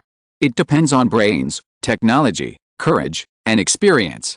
Although the Zhuang family has a large number of soldiers, they are all newly recruited recruits, and many are refugees. When they go to the battlefield, these recruits will be at a loss. The difference between veterans and new soldiers is the difference between heaven and earth. Ren Xiaosu thought that Zhang Jinglan was not a reckless person. Since Zhang Jinglan said he wanted to fight, he must be sure. At this time, Zhou Yinglong had already led him to the camp of the Sharp Knife Company. He saw that the people in the Sharp Knife Company had been waiting at the entrance of the camp long ago, looking at Ren Xiaosu with their arms around each other. Ren Xiaosu was also wearing the Sharp Knife Company uniform that Su Xianchu brought him, and the emblem on his arm was also the bayonet badge of the Sharp Knife Company. Zhou Yinglong whispered, "The Northwest is different from your South. If it was in the South, Commander Zhang would assign you to the Sharp Knife Company, and I'm afraid the whole army would be polite to you, but in the Northwest, everyone wants to see if you are qualified." Ren Xiaosu was surprised. What is qualified? He just came to the most dangerous place to avenge himself. Is it difficult to enter the Sharp Knife Company? Zhou Yinglong did not continue to speak. He said to the soldiers from the Sharp Knife Company who had surrounded him, "What are you doing here, old guys? You will be the first to go to the battlefield tomorrow morning. You have half a month to capture Dingyin Mountain. Dingyin Mountain is just a bunch of chickens and dogs. We captured it as soon as we arrived," someone said carelessly. "Battalion commander, is that Ren Xiaosu next to you?" "Yes, it's him," Zhou Yinglong said. "Remember, don't be too extreme." When Ren Xiaosu heard Zhou Yinglong say don't be too extreme, he felt a little uneasy. Is he trying to show off his power? And why did he suddenly become a celebrity in the 178 fortress? But Zhou Yinglong turned around and left after he finished speaking, leaving Ren Xiaosu no chance to ask any questions. Seeing that more than 180 people from the Sharp Knife Company all surrounded Ren Xiaosu, and even the cooks were mixed in with kitchen knives, Ren Xiaosu was puzzled. How could this be a military camp? Why did it feel like a black shop run by a bandit's den? Exclamation mark. But Ren Xiaosu came to kill the Zhuang family for revenge. He only needed to go to the battlefield to be the enemy of the Zhuang family. There was no need to get along well with the soldiers of the Sharp Knife Company. Ren Xiaosu lifted the hem of his shirt, revealing the wound on his right abdomen. "Are you going to attack the wounded?" What surprised Ren Xiaosu was that the gangsters on the opposite side laughed and said, "It's okay, we won't hit them too hard." Ren Xiaosu was stunned at the time. They actually hit the wounded. As soon as the other side finished speaking, Ren Xiaosu turned around and ran away. A good man would not suffer a loss in front of him. In a situation where he couldn't kill, it would be too difficult for Ren Xiaosu to fight more than 100 people, and his internal injuries had not healed yet. Suddenly, a group of gangsters in the Sharp Knife Company roared, "Chase them! Newcomers to the company must be taught a lesson. If you don't teach them a lesson, what will happen if they don't obey your orders in the future?" Of course, this is a very high-sounding statement. The fundamental reason is that the old soldiers have nothing to do. As the saying goes, there is no acquaintance without fighting. After joining the company for a period of time, no one will bear grudges. However, a strange thing happened today. The new recruit actually ran away. But where can you run to? The camp of the Vanguard Battalion is so small, and don't you come back to sleep at night? Exclamation mark. But the key is that Ren Xiaosu ran very fast and left them behind in an instant. A large group of people followed behind Ren Xiaosu, but saw Ren Xiaosu flash into another barracks area, and the men of the Sharp Knife Company followed him in. When Ren Xiaosu entered the barracks, he saw more than a dozen people drying quilts. He rushed to one person and punched him down. The Sharp Knife Company is invincible. The big man from the northwest who was drying the quilt was stunned. He didn't react for several seconds. What happened? A man suddenly got angry. "We haven't counted the last time we were defeated by the Sharp Knife Company, and they are actually taking the initiative to provoke us."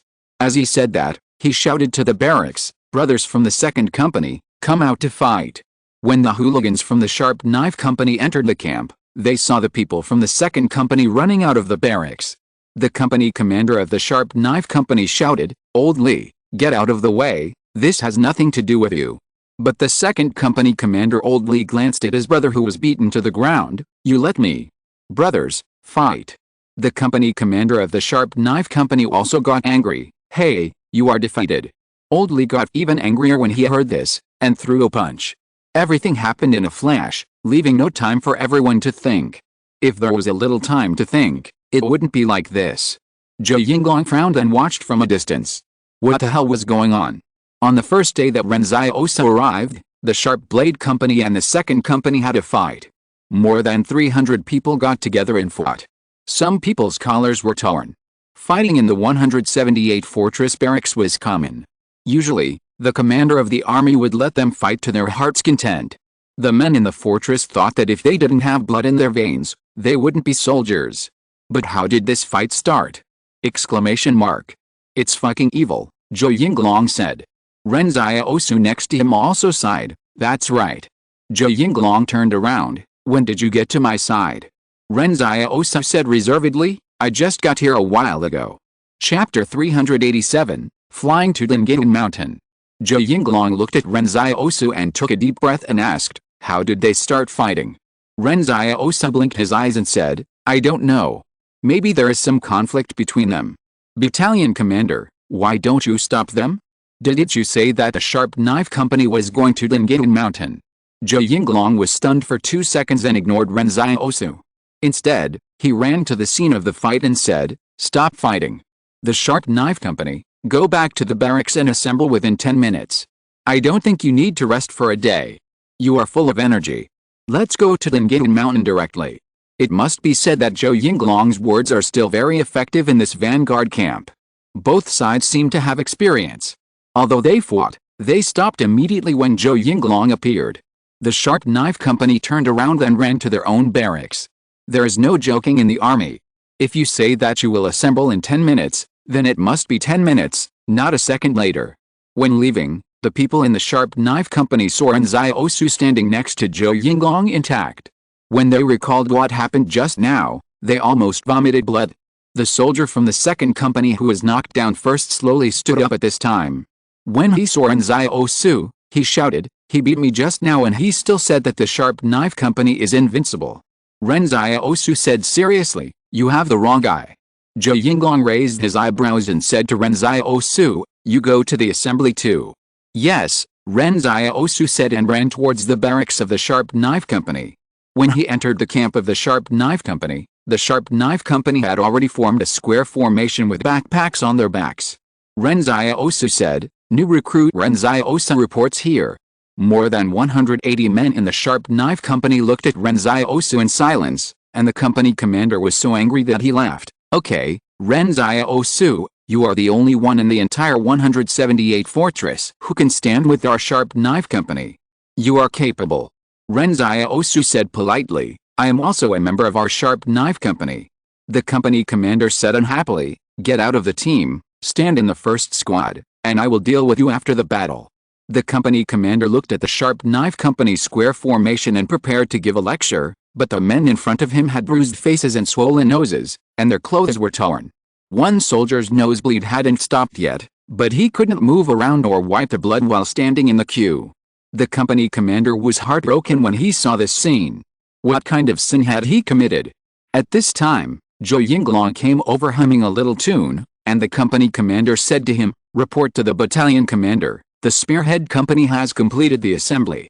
The expected number of people is 184, and the actual number of people is 184. The report is completed. Zhou Yinglong nodded. He looked at the square formation of the Spearhead Company and said unhappily, look at what you have done.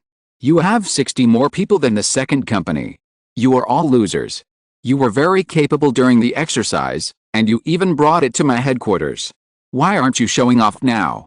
As he spoke, Zhou Yinglong stood in front of the square formation of the Spearhead Company and began to laugh happily. Ren Xiaosu stood in the queue and thought that Zhou Yinglong's way of leading troops was not an ordinary person. But he heard Zhou Yinglong continue, we don't have enough clothes in our fortress. I wonder if you will be laughed at if you go to the battlefield wearing such clothes. Zhang Xiaoman, you have signed a military order for me to take Lingyan Mountain within half a month. I hope you don't forget it. Let's go. The captain of the Sharp Knife Company stood at attention and shouted, don't worry, battalion commander. If we fail to take Dingle Mountain in half a month, I will shoot myself. As soon as the words fell, the soldiers of the Sharp Knife Company in the square formation also shouted, "Don't worry, battalion commander. Use me in the first battle, and I will win." It was not until this time that Ren Xiaosu finally felt a little bloodiness in this group of hooligans. They even beat the wounded before. They were so shameless. Zhou Yinglong left again, and Zhang Xiaoman's expression relaxed all of a sudden. He looked at Ren Xiaosu. "You are a good kid. Our Sharp Knife Company has lost face." Ren Xiaosu whispered, Thank you, thank you. Jiao Xiachen," Zhang Xiaoman called a squad leader. "Ren Xiaosu is under your team. Keep an eye on him. If he doesn't obey my orders, beat him to death." Jiao Xiachen muttered in a low voice, "Company commander, look how fast he ran just now. We may not be able to catch up with him even if we want to beat him." "Stop talking nonsense, let's go," Zhang Xiaoman said. He turned to look at Ren Xiaosu. "Be prepared to endure hardships when you join the Sharp Knife Company. I don't know what kind of life you had before. Maybe you had a lot of fish and meat but never slept in the wild. But when you join the Sharp Knife Company, you will understand that the good days before are over." Ren Xiaosu did not refute. Anyone can say it with his mouth. The Vanguard Battalion is the vanguard of the entire 178 fortress. They are at the forefront. Not only do they have to capture cities and territories, but they are also responsible for verifying whether the information on the surveying and mapping maps is accurate, and sending the intelligence in the front to the rear as soon as possible, guiding the engineering battalion to build bridges and roads and establish forward bases.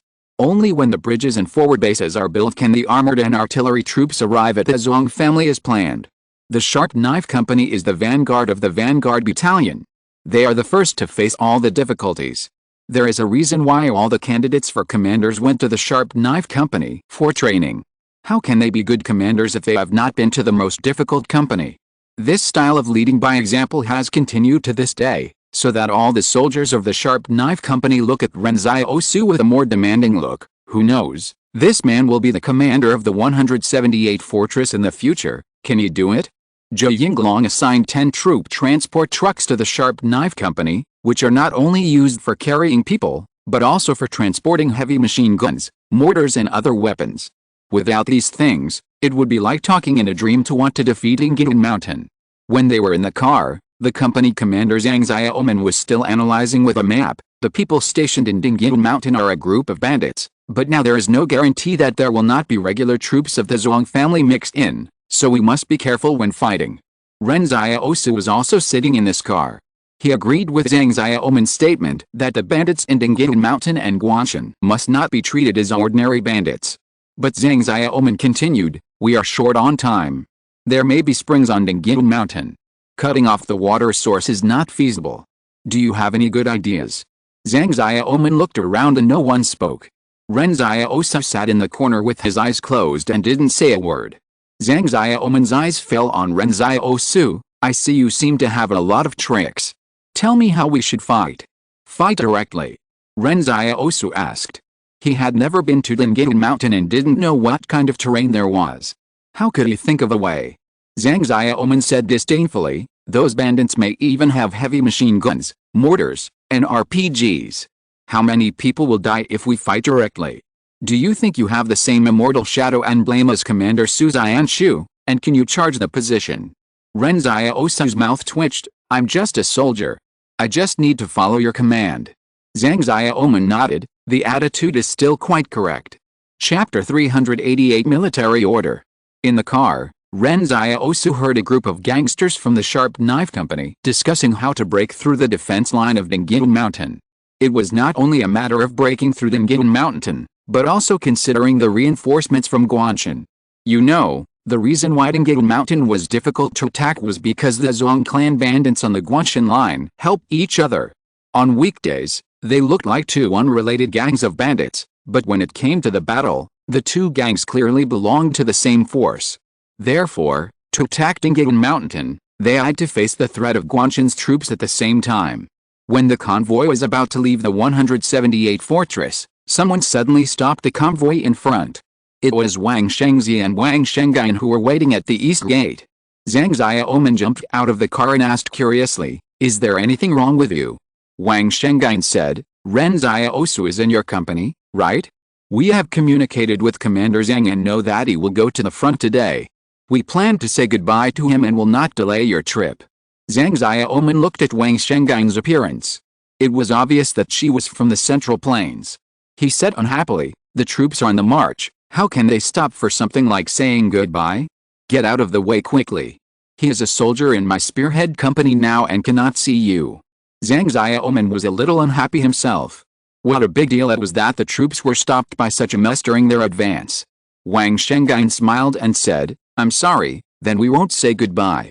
Can you give him this gift and tell him that we will also leave the 178 fortress in 3 days.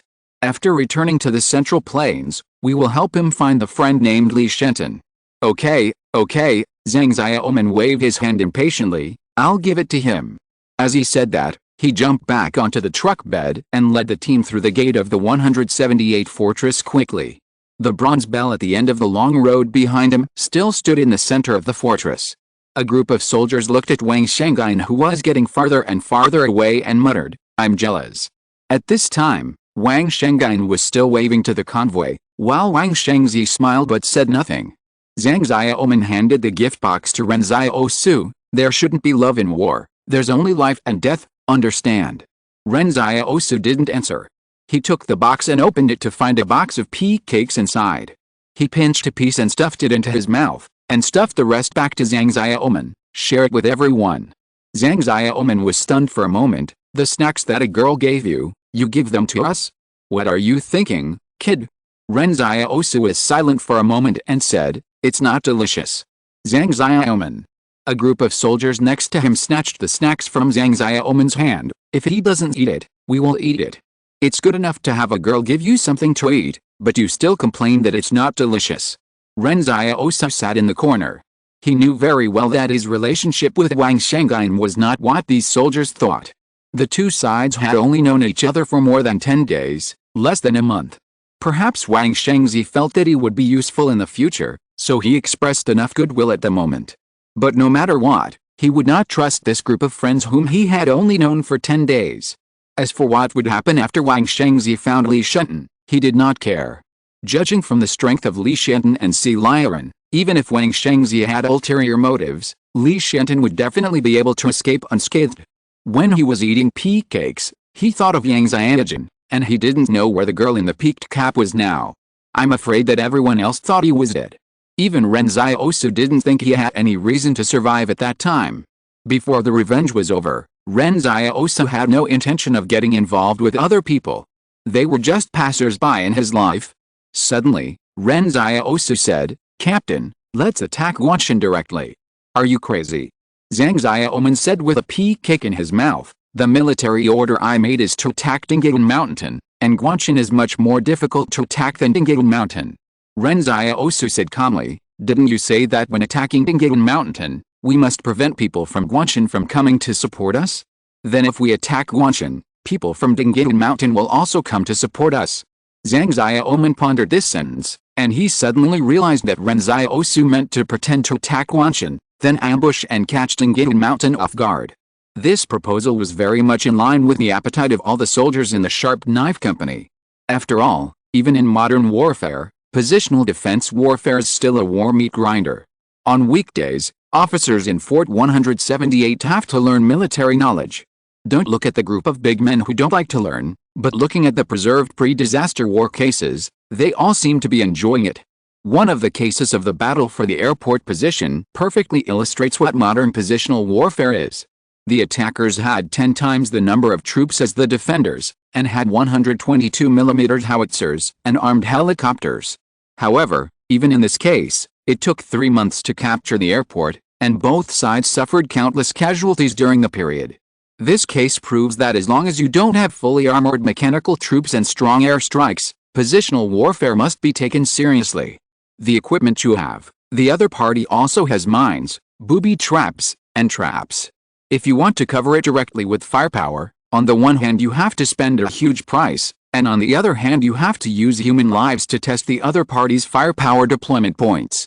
If Ren Xiaosu hadn't given Qingzhen the defense map, it would have taken a long time for Qingzhen to take down the 313 position. The Qing headquarters set the combat time by itself, which was 1 month. Many people think that the era of positional warfare has died out in modern warfare, but in fact it is not the case. The theory of missile omnipotence is not yet ripe. In the cases that Zhang Xiaoman and his team had learned, the positions that were quickly conquered were basically bombed by the Air Force, but now the birds in the sky are the overlords in the air control field, and human aircraft are too fragile. Now the Sharp Knife Company is facing 2 bandit nests. They can call for fire support to Plowdingate Mountain and Guanshan, but what if they are done? How to fight the remaining Zhuang family? These are just 2 bandit nests. It's not time to show off the real swords and guns. Zhang Xiaoman pondered, but when the time comes, we may not be able to bear it if we are attacked from both sides. Ren Xiaosu asked, if we don't fight like this, we will still encounter a pincer attack, right? That's true, Zhang Xiaoman said, but if the pressure on Guanshan is not great enough, what if the enemies on Dingyun Mountain don't come to support? Ren Xiaosu said firmly, then put pressure on them, leave it to me. Do you dare to issue a military order? Zhang Xiaoman was shocked. I dare. The soldiers of the Sharp Knife Company on the car suddenly felt something was wrong. They were worried that the rookie Ren Xiaosu would be weak on the battlefield, but now they found out that Ren Xiaosu is so eager to fight. I seem to have heard that Ren Xiaosu was a superhuman, right? I don't know what confidence Ren Xiaosu had to say such big words. Chapter 389 War Maniac. Since they decided to attack Guanshan to lure the bandits from Dingyuanshan out of their den, they had to sneak into the river valley area to prevent their actions from being discovered in advance. Now that the Zhuang family has spies all over the northwest, the plan of Fortress 178 is to first eliminate the bandits in the river valley area to prevent these bandits from causing any trouble to the forward base when the real war comes. Zhang Xiaoman thinks Guanshan should be more difficult to fight, but Ren Xiaosu doesn't think so, because some of the bandits died in Yan Liuan's curse that was like the collapse of the sky and the earth. He guessed that a group of bandits came from Guanshan. At that time, they were near Canol Mountain, and the nearest bandit ends were Tangwang Mountain and Guanshan, but the bandits in Tangwang Mountain had long been squandered by Wenkongang, so the bandits who came could only be bandits from Guanshan. However, Ren Xiaosu didn't say this. The battle in the wilderness seemed to be under the news blockade of the Zhuang family, and Fortress 178 was not aware of it. Fortress 178 was 500 to 600 kilometers away from the battlefield at that time. No matter how fierce the artillery fire was, no movement could be heard in the fortress. But Ren Xiaosu knew very well that if it was as he guessed, Guanshan would not be as difficult to fight as he imagined. Instead, it would be much easier than Dingyun Mountain. The Sharp Knife Company was like a group of mice. They suddenly abandoned the truck and carried guns and artillery supplies through the gullies one by one. They hid during the day and came out at night, trying their best not to be discovered by the enemy in advance. When they were resting in the shadow of the gully during the day, Zhang Xiaoman said to Ren Xiaosu, although I don't know what your extraordinary ability is, since you said you can put pressure on Guanshan, then I believe you, but don't say you can't do it when you get there. If you can't do it, I will shoot you directly no matter who you are. Ren Xiaosu didn't say anything, but leaned against the gully with his automatic rifle and closed his eyes to rest. Everyone was slowly eating their individual rations. They were now secretly sneaking into the river valley area and couldn't make a fire to cook and start cooking. However, what surprised Zhang Xiaoman and his men was that Ren Xiaosu seemed to be able to endure more hardships than them. When everyone was resting, someone would always take turns to stand guard. The other soldiers were so tired that they were complaining, but Ren Xiaosu never complained about anything. He would stand guard if asked to, and it didn't matter if he stood guard for a while longer. Zhang Xiaoman had observed carefully that Ren Xiaosu was indeed very serious and conscientious when standing guard. The commander of the Sharp Knife Company muttered in a low voice, he is indeed the person chosen by the commander. Everyone looked at Ren Xiaosu with a more demanding look. It was not that they had to make things difficult for Ren Xiaosu, but when everyone knew that this might be the next commander, they always thought, I compare myself with this person, how am I worse than him, and why he's a candidate for the commander? And Ren Xiaosu's place was not only to stand guard, but also to take turns to carry heavy machine guns and mortars during the march. That thing was really heavy. The mortar was better, only 29.4 kilograms. Although it was uncomfortable to carry it for a long-distance raid, it was still within an acceptable range. The 12.7mm caliber heavy machine gun weighs 50 kilograms, and they have to carry their own marching backpacks. The distance between Guanshan and Dingyun Mountain is more than 100 kilometers, and the road is difficult to walk. Some soldiers have worn out the skin on their shoulders in order to carry this thing. But Ren Xiaosu has never complained about anything. Ren Xiaosu now has a balance between strength and agility, so he looks very thin. At the beginning, Zhang Xiaoman deliberately made things difficult for Ren Xiaosu and made him suffer. What surprised Zhang Xiaoman was that Ren Xiaosu looked thinner than them, but he was not big at all when carrying a heavy machine gun, and even took the initiative to share some of the burden for other comrades. This is how it is in the army. If you are tough and have strength, I will respect you. If you are squeamish, I will look down on you.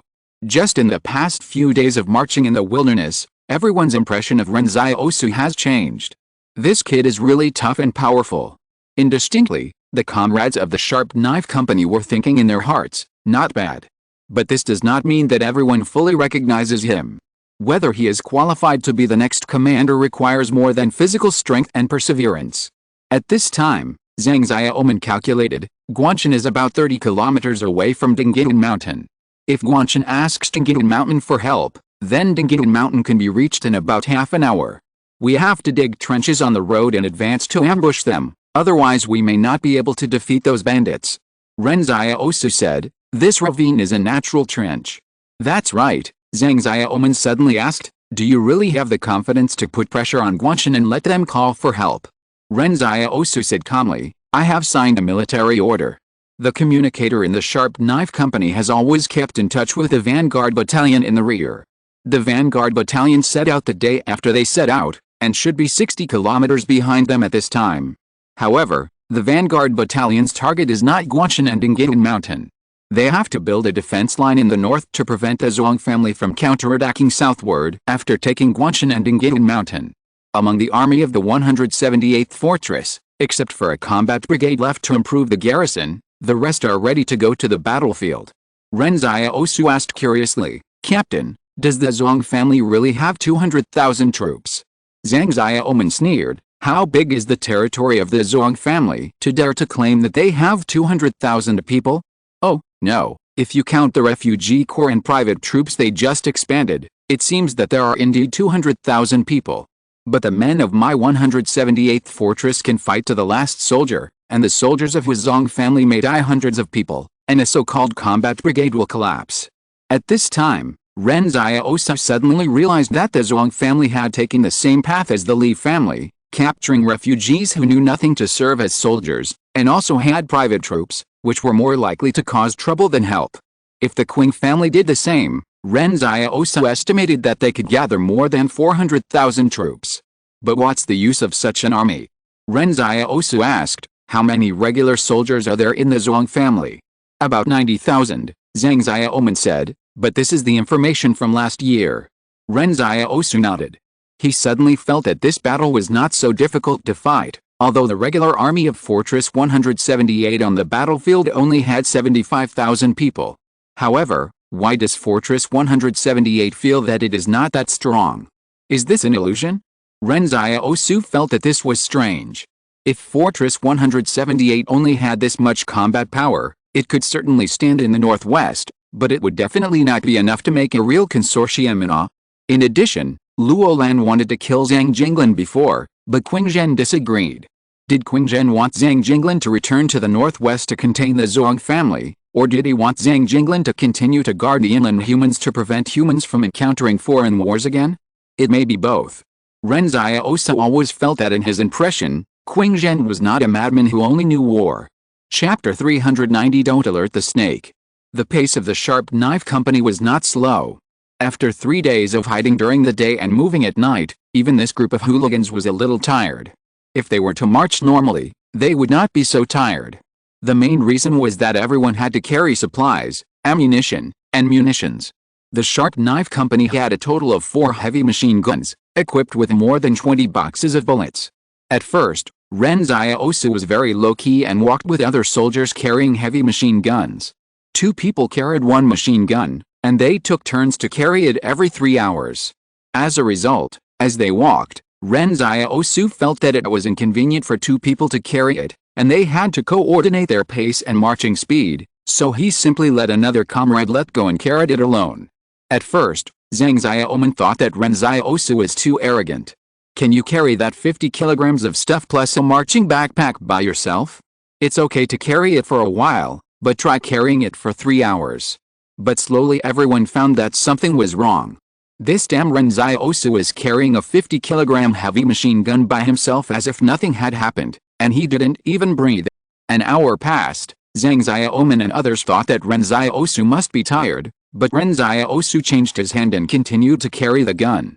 2 hours passed. Zhang Xiaoman and others thought that Ren Xiaosu must be tired, but Ren Xiaosu changed back to his original hand and continued to carry the gun as usual.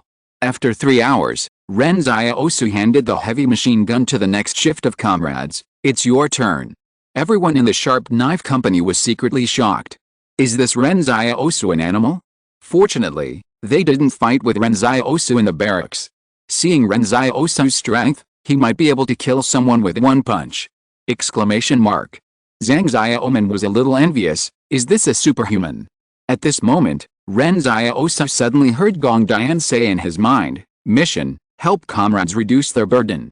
Ren Xiaosu was stunned for a moment. He probably hadn't seen Gong Dian's mission for nearly a month, and he didn't know what the reward would be this time. On the 4th day, when they were about to arrive at the target combat site, Ren Xiaosu specifically challenged his comrades when they were most tired. He took the supplies from others and carried them by himself, helped carry them for a while, and then gave them back to the other party, letting them continue to carry them. His comrades were moved.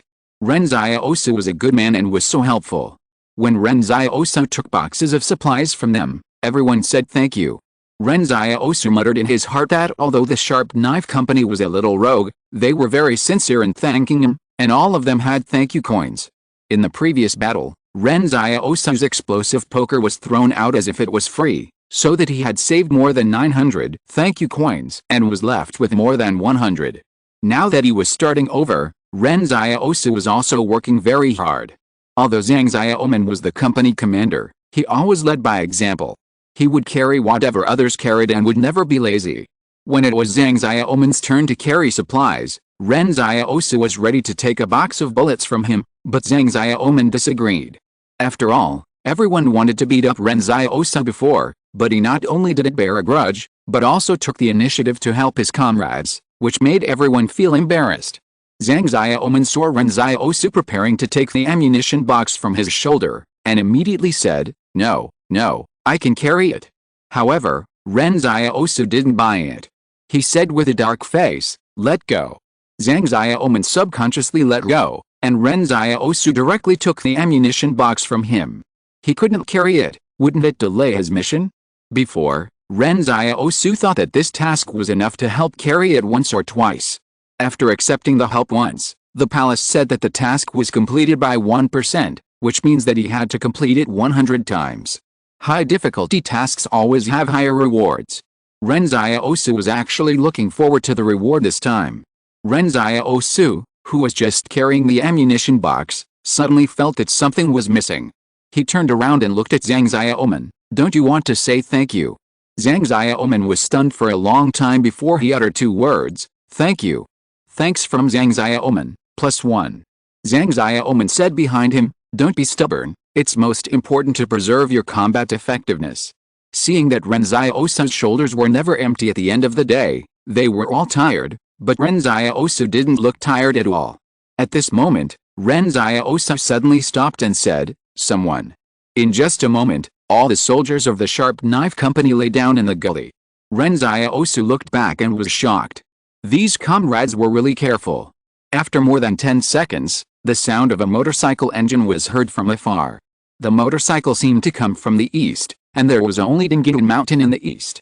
Zhang Xiaoman lay on the ground and said to others, don't alert the enemy, don't alarm them. Before he finished speaking, he heard the bandit on the motorcycle in the distance screaming in pain. Zhang Xiaoman was stunned. What's that sound?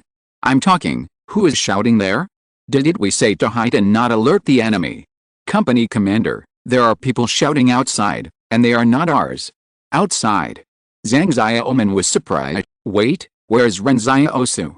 They carefully poked their heads out of the ravine, and saw that Ren Xiaosu used force with both hands to directly break the neck of the bandit on the ground. Ren Xiaosu took off his sharp knife company uniform and put on the bandit's clothes. Zhang Xiaoman was shocked. "What are you doing?" Ren Xiaosu said, "I'm pushing my motorcycle to Guanshan. I just observed that the mountain road takes about an hour to walk. After an hour, you will use mortars to bombard the mountain on time.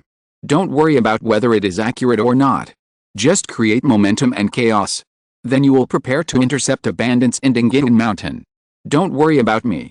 The comrades of the Sharp Knife Company looked at each other. Ren Xiaosu is planning to go to Guanshan alone? Exclamation mark. Zhang Xiaoman asked, "Can you do it alone?" "Sure," Ren Xiaosu nodded. "Don't worry, I'm not going to die. But this is too dangerous for you. I'll send a team to cover you," Zhang Xiaoman said. "No need," Ren Xiaosu shook his head and said, "I will help you to contain the bandits in Guanshan. I will withdraw if the situation gets bad. As long as we can lure out the bandits in Dingyin Mountain, all this will be worth it." Zhang Xiaoman's expression gradually became serious. "From today on, you are my brother of the Sharp Knife Company. If you unfortunately die, I will help you tell your comrades in the fortress that you are a hero.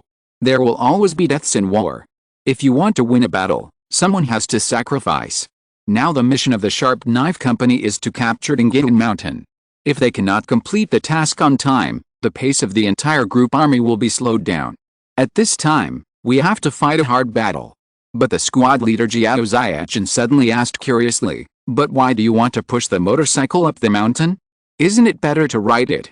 Ren Xiaosu was silent for a while. "I can't." Zhang Xiaoman. Jiao Xiachen. All the soldiers of the Sharp Knife Company. Chapter 391 I conquered Guanshan. After Ren Xiaosu left with his motorcycle, Zhang Xiaoman led the entire Sharp Knife Company to dig trenches frantically. After all, Ren Xiaosu did not have any solid military knowledge. The gullies on the ground did save a lot of steps in digging trenches. If the trenches were to be truly useful, they had to be processed again. On the one hand, it was about choosing the most suitable location, and on the other hand, it was about setting up a firing point.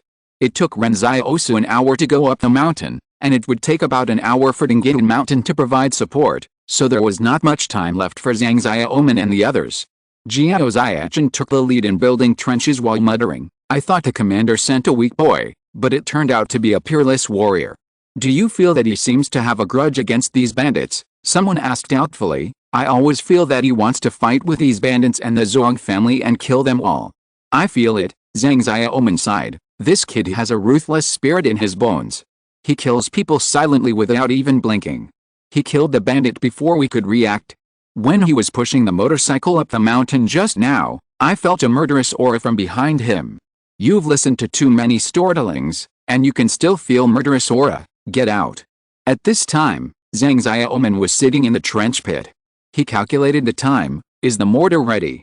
"Captain, our mortars have a range of only 3 kilometers, so we definitely can't hit them." Jiao Xiachen wiped his sweat and said, "How about we get closer?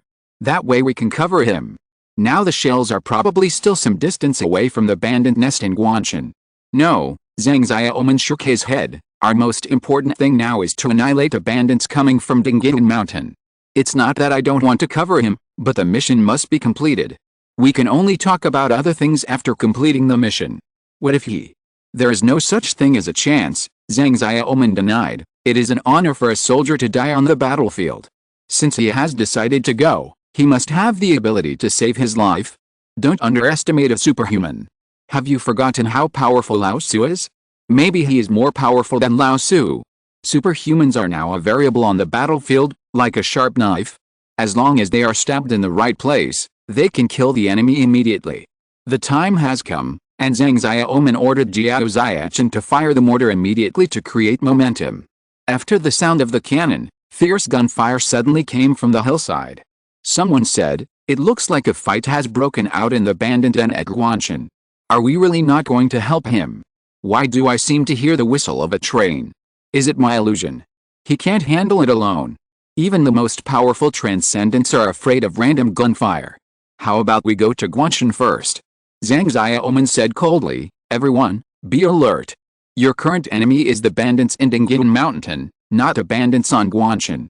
However, At this moment, the gunfire on the mountainside gradually stopped.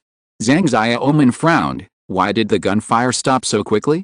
Did he retreat or sacrifice himself? It's likely that he sacrificed himself. According to last year's intelligence, there are at least 700 bandits gathered on Guanshan. Even if Ren Xiaosu is powerful, it is impossible for him to wipe out this nest of bandits alone. And if Ren Xiaosu escapes down the mountain, there should be gunfire chasing him, but now there is no gunfire, which means that the battle on the mountain has completely ended. Therefore, the most reasonable explanation is that Ren Xiaosu overestimated his own strength and said he would contain the bandits in Guanshan, but in the end he was defeated by the bandits in the mountain. But if the battle ends so soon, Dingyan Mountain will not support us and our plan will be scrapped. Jiao Ziachan sighed. What should we do now? Should we retreat first? Wait a little longer, Zhang Xiaoman said. What if the bandits from Dingyan Mountain arrive? We can kill as many as we can. If we evacuate now, the other side has motorcycles and can move freely in this river valley area. If we retreat on foot, we will soon be caught up by the enemy. Instead of that, it is better to defend this position and fight back. The soldiers of the Sharp Knife Company leaned against the edge of the trench with their guns. The commander is so unlucky. He chose 2 candidates, and both of them died. There's nothing to regret, Zhang Xiaoman said calmly. On the battlefield, you never know when someone will die. However, the Sharp Knife Company waited in the trench at the foot of the mountain for nearly an hour. They neither saw the reinforcements of the bandits from Dingyan Mountain, nor did they see any bandits from Guanshan rushing down to chase them. It's a bit strange, Zhang Xiaoman asked in confusion. We exposed our position when we fired the mortar just now. How could the bandits on Guanshan resist coming down to attack us? It's fine if the bandits on Dingyan Mountain don't come, but why don't the bandits on Guanshan come down? At this moment, someone stuck his head out and suddenly saw someone walking slowly towards them on the mountain road. In the world of Lois, the figure was covered in blood and looked particularly eye-catching. Isn't that Ren Xiaosu? He's still alive. Jiao Ziachan exclaimed. They guessed many possibilities, but they didn't think Ren Xiaosu could walk down the mountain alive. Zhang Xiaoman, who had a calm face just now, immediately jumped out of the trench and rushed towards Ren Xiaosu when he heard Ren Xiaosu's name. He circled around Ren Xiaosu for a long time. Where are you injured? How did you escape? Medic. Medic, come here quickly. Ren Xiaosu was silent and suddenly said, Sorry, I didn't complete the mission. Zhang Xiaoman saw that he was fine and laughed cheerfully. It's good that you can survive. I said you are too arrogant. Can you hold back the bandits in Guanshan by going up the mountain alone? Come with me to the trench quickly. When the bandits in Guanshan chase you down, we will have a hard battle. Ren Xiaosu said, No, what I mean is that they were killed too quickly. They didn't have time to ask for help from Dingyan Mountain before they all died. Everyone in the Sharp Knife Company was stunned. Is it appropriate for you to say such cruel words with such a regretful and sad expression? Exclamation mark. Zhang Xiaoman was surprised and asked, Are you kidding? Ren Xiaosu said, Last month, the bandits on Guanshan almost went out in full force, but were killed. Now there are only more than 100 bandits on Guanshan, not as strong as you think. So that's the case. Zhang Xiaoman was stunned for a moment, but how did you know this? Ren Xiaosu didn't say anything. He suddenly missed Li Yuan a little. At this time, Zhang Xiaoman and the others still felt that something was wrong. Even if there were only more than 100 people on the mountain, your battle ended too quickly, right? In other words, Ren Xiaosu killed more than 100 bandits on the mountain by himself? Exclamation mark. Are you sure all the bandits on the mountain are dead? Zhang Xiaoman confirmed, No jokes in the army. Ren Xiaosu said, There are still several heavy machine guns and a lot of ammunition on the mountain. I think we should go up and take them down. After all, our ammunition is not very sufficient. That's not what I'm asking. Zhang Xiaoman was a little speechless. An hour later, Zhang Xiaoman looked at the corpses all over the ground in the bandits' nest in Guanshan, and suddenly said to the communicator, Hurry up and contact Captain Zhou, I want to report this situation. The communicator came over with a portable radio, and Zhang Xiaoman took the microphone, only to hear Zhou Yinglong on the other side shouting loudly, Why are you looking for me at this time? You don't think you can't take Dingyan Mountain, so you want to give up. I tell you, you have signed a military order, you have to fight even if you can't take it.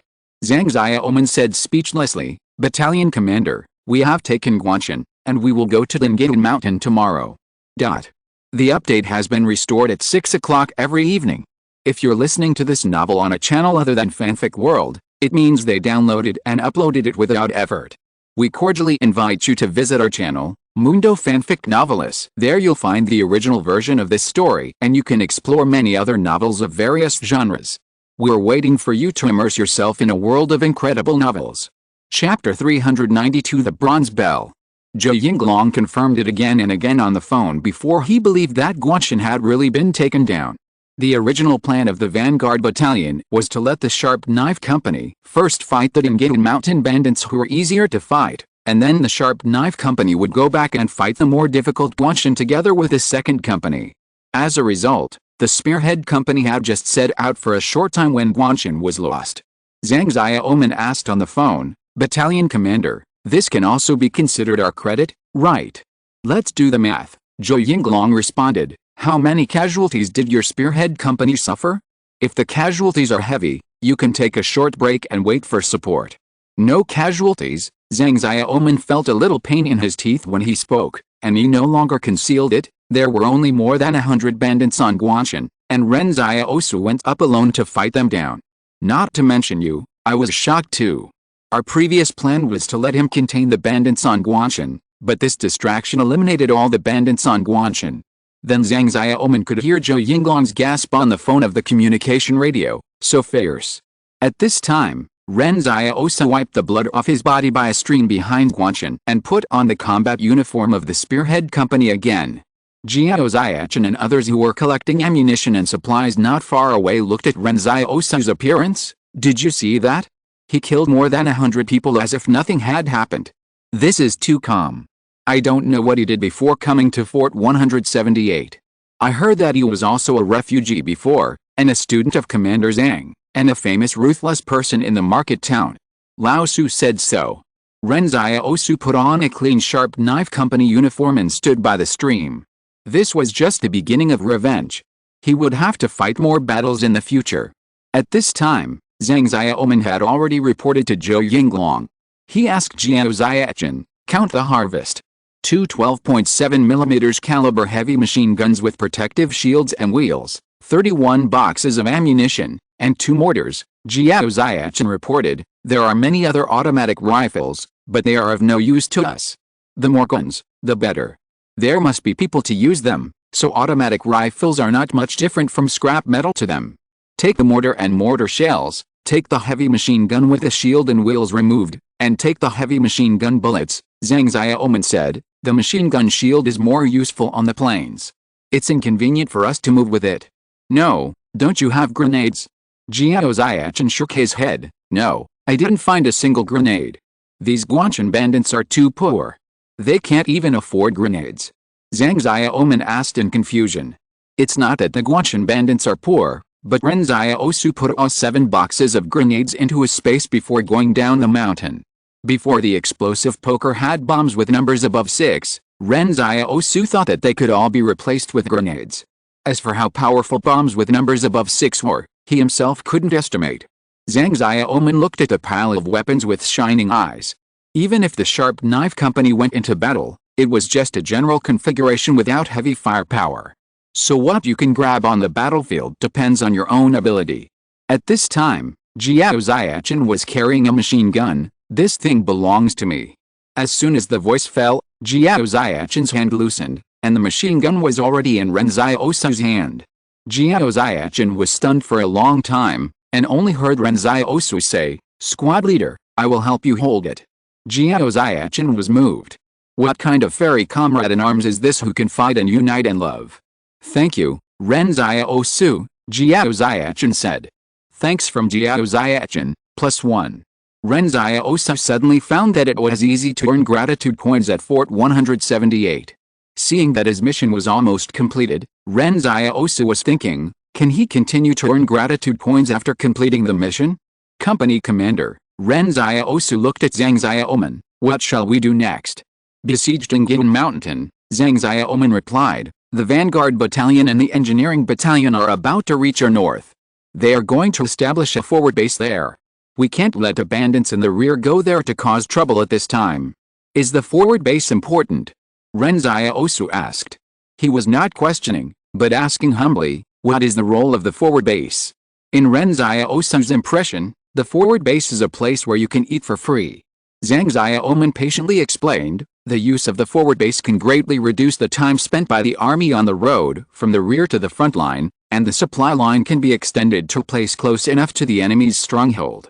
For example, the armored brigade must be supplied at the forward base before continuing to complete the deep route. Ren Xiaosu nodded, indicating that he understood. Then how do we fight in Gingan Mountain? Captain Zhou said that we don't need to attack by force, we just need to trap them on Dingyan Mountain and make them unable to move, Zhang Xiaoman said. After the Battle of Guanshan, the plan changed, so our mission is not that difficult, and we can minimize casualties. After the forward base is built, new troops will come to provide fire support, and it will be much easier at that time. That night, everyone took a short rest on Guanshan. When the comrades took off their shoes and sat by the campfire, Ren Xiaosu walked away silently. Zhang Xiaoman looked at Ren Xiaosu standing on the edge of the cliff, a little lonely, and suddenly said to the other soldiers, I always feel that he is worried. Company commander, it's just that our feet are too smelly. Zhang Xiaoman laughed and scolded, don't you think he is worried? Yes, a little. Zhang Xiaoman turned around and looked at Ren Xiaosu's back. He always felt that Ren Xiaosu had experienced much more than they imagined. He walked to Ren Xiaosu with a bowl of freshly heated vegetable soup. Here, eat something. Well, thank you, company commander, Ren Xiaosu said.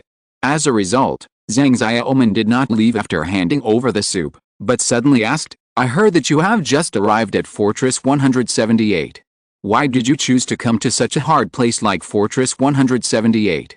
Ren Xiaosu glanced at Zhang Xiaoman and said, I didn't plan to go there originally, but because I have something important to do, and I have common interests with Fortress 178.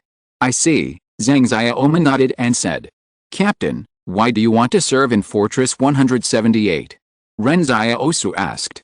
I was born in Fortress 178, Zhang Xiaoman said with a smile. When young people in the fortress turn 16, the first thing they do is to have a physical examination to see if they are suitable for serving in the army. Some people almost hanged themselves because they failed the physical examination because of flat feet. Why? Ren Xiaosu asked in surprise. Zhang Xiaoman looked to the northwest, as if he could see Fortress 178. He smiled and said, so that when the bronze bell in the center of the fortress rings, I have the opportunity to prove that I am a man. Chapter 393 Zhang Xiaoman's Dream.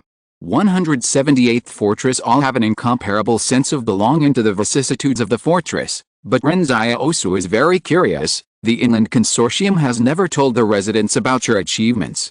Those residents don't even know who is protecting peace for them. Even so, are you willing to continue to guard it? Whether they know or not is their business, Zhang Xiaoman said with a smile. Whether to guard or not is our business. Because of the increase in ammunition and supplies, the things everyone carries are almost as heavy as half a soldier.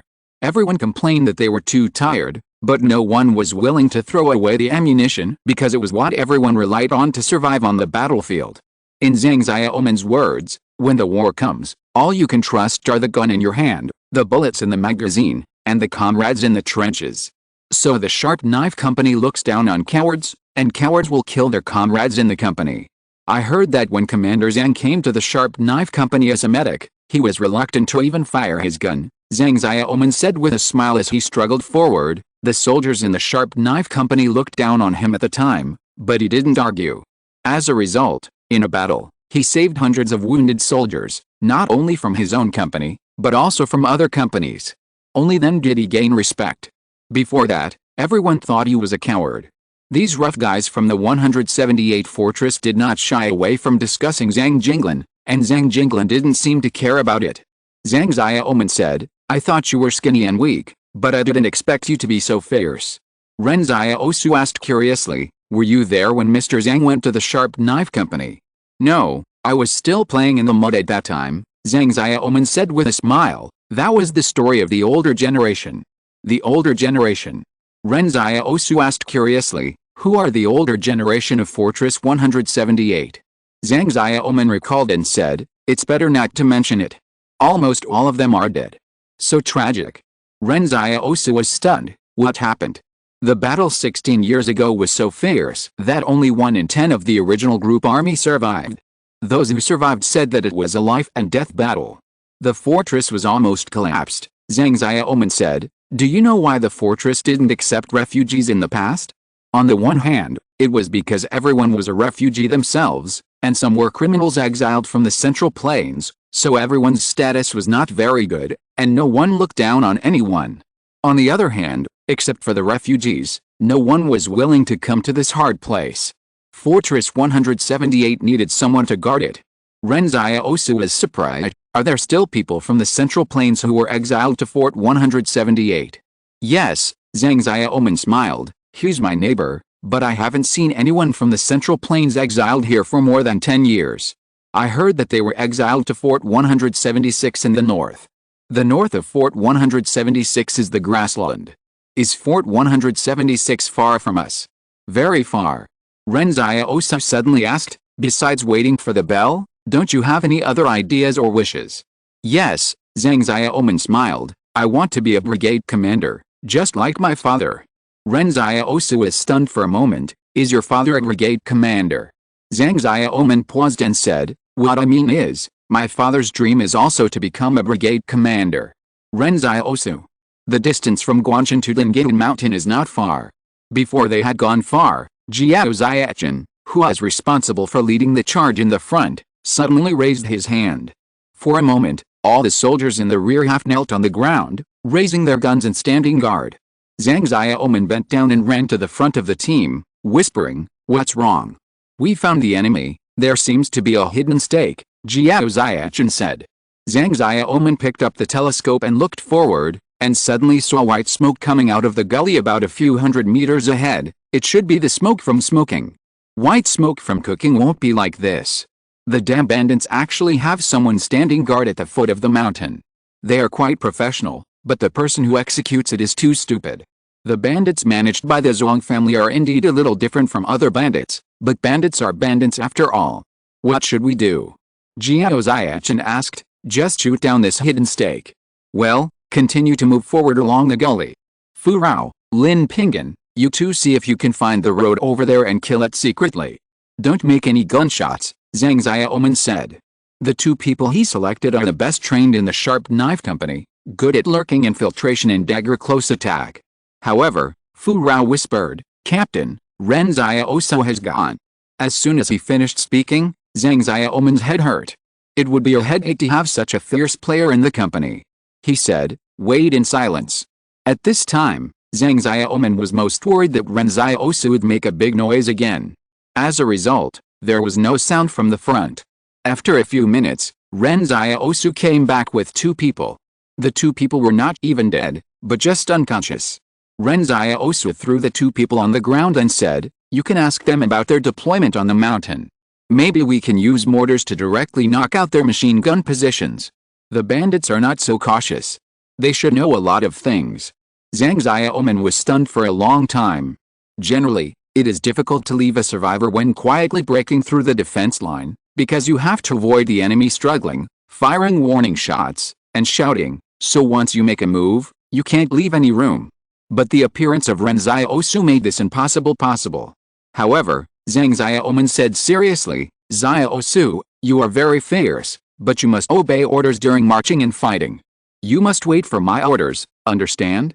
I am not deliberately pretending to be a company commander, but the army must obey orders in combat." Ren Xiaosu paused. "I understand, I'm sorry." "No need to say sorry, you have served in our 178 fortress, and you went to the battlefield without training, so there are some things we teach you in the process of fighting. You just need to have a humble attitude." Ren Xiaosu nodded. "Well, I won't act on my own in the future." Zhang Xiaoman asked someone to wake up the 2 bandits on the ground, and Fu Rao and Lin Pinggan put daggers on their necks. "I will let go of my hands, and I will kill you immediately if you dare to shout." The bandits nodded frantically, and Zhang Xiaoman took out a battle map and pencil. "I will give you 2 a chance. Draw the defense map of Lingyan Mountain, and I will spare your lives." Fu Rao and Lin Pinggan loosened their hands that were covering each other's mouths, only to hear the bandits ask, "What is a defense map?" Just draw the places on your mountain where you place heavy machine guns and mortars, and then tell me how many people are guarding each place, Zhang Xiaoman said coldly. We are from Fortress 178. You won't die if you cooperate honestly, understand? The two bandits were stunned. Are you from Fortress 178? We will cooperate. Ren Xiaosu was stunned when he saw this scene. It seemed that after the two bandits heard the name of Fortress 178, they were not afraid at all that Zhang Xiaoman would regret it later. Chapter 394, The Surprise Soldier on the Battlefield. What surprised Ren Xiaosu even more was that he originally thought that the two bandits would be sneaky, but they actually took the initiative to point out some errors in the map. Mapping is a technical job that requires professional measuring instruments. You can't just rely on your eyes to determine how high or wide a place is. Although the 178 Fortress made the map as detailed as possible, it was done in secret. Some places can only be visually inspected, so there will definitely be deviations. The two bandits drew circles on the map with pencils. A small circle was the location of a heavy machine gun. They said, but the location of the heavy machine guns often changes. There are many things on the mountain that we don't know about, all covered with tarpaulins. We don't know what they are, so you must be careful. This road up the mountain has been blocked by trees. You can't rush up. A bandit pointed to the route on the map and said, it seems that the boss received an order to defend Dingate Mountain to the death, so a batch of supplies was transported up in advance, saying that as long as you hold on for 3 months, you will be rewarded. Ren Xiaosu suddenly asked, are there regular troops on the mountain? The two bandits shook their heads and said, no, but there are some very powerful characters mixed in with the bandits. These people were definitely not bandits in our river valley area before. How many people are there? Ren Xiaosu asked. More than 100, there are more than 900 bandits on Dingate Mountain in total, said the bandit. Ren Xiaosu nodded and said nothing more, because among the people who intercepted them before was a whole regiment-level regular army of the Zhuang family, so he had to ask clearly. If there were regular troops of the Zhuang family on Dingate Mountain, they should be careful. Is there no other way? Zhang Xiaoman frowned. Didn't they say why we have to defend Dingate Mountain to the death? No, it's not our turn to ask about such things, a bandit said. Can we go now? Zhang Xiaoman paused and waved his hand. Go away, go west, don't let me see you again. Hey, okay, the two bandits said, and got up and ran, but they turned back and asked after running a few steps, Commander, do you have any cigarettes? Zhang Xiaoman said impatiently, we don't add your stuff to our cigarettes. It's okay without it, said the two bandits. Zhang Xiaoman asked Jiao Xiachen to throw 2 packs of cigarettes to the two men. Get out of here. Ren Xiaosu suddenly asked, just let them go like this. 178 Fortress is a man of its word. Don't worry, the bandits in the river valley are sensible. They will not turn back after they go west, Zhang Xiaoman said nonchalantly. Ren Xiaosu watched the two bandits disappear into the interlaced gullies in the west. If it were him, he probably wouldn't leave them alive.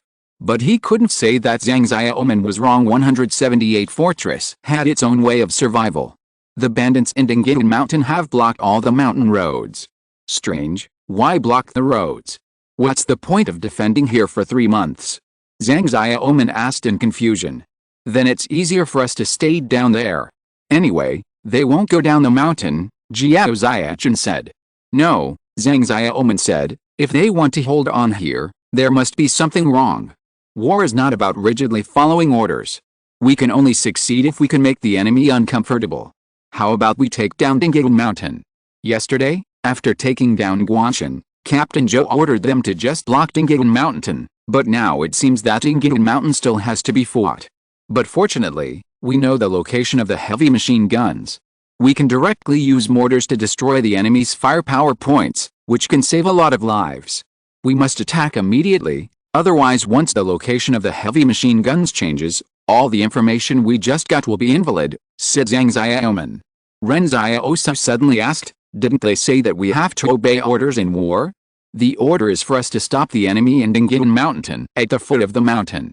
Zhang Xiaoman patiently explained, what I want to teach you now is that you have to learn to adapt to circumstances in war.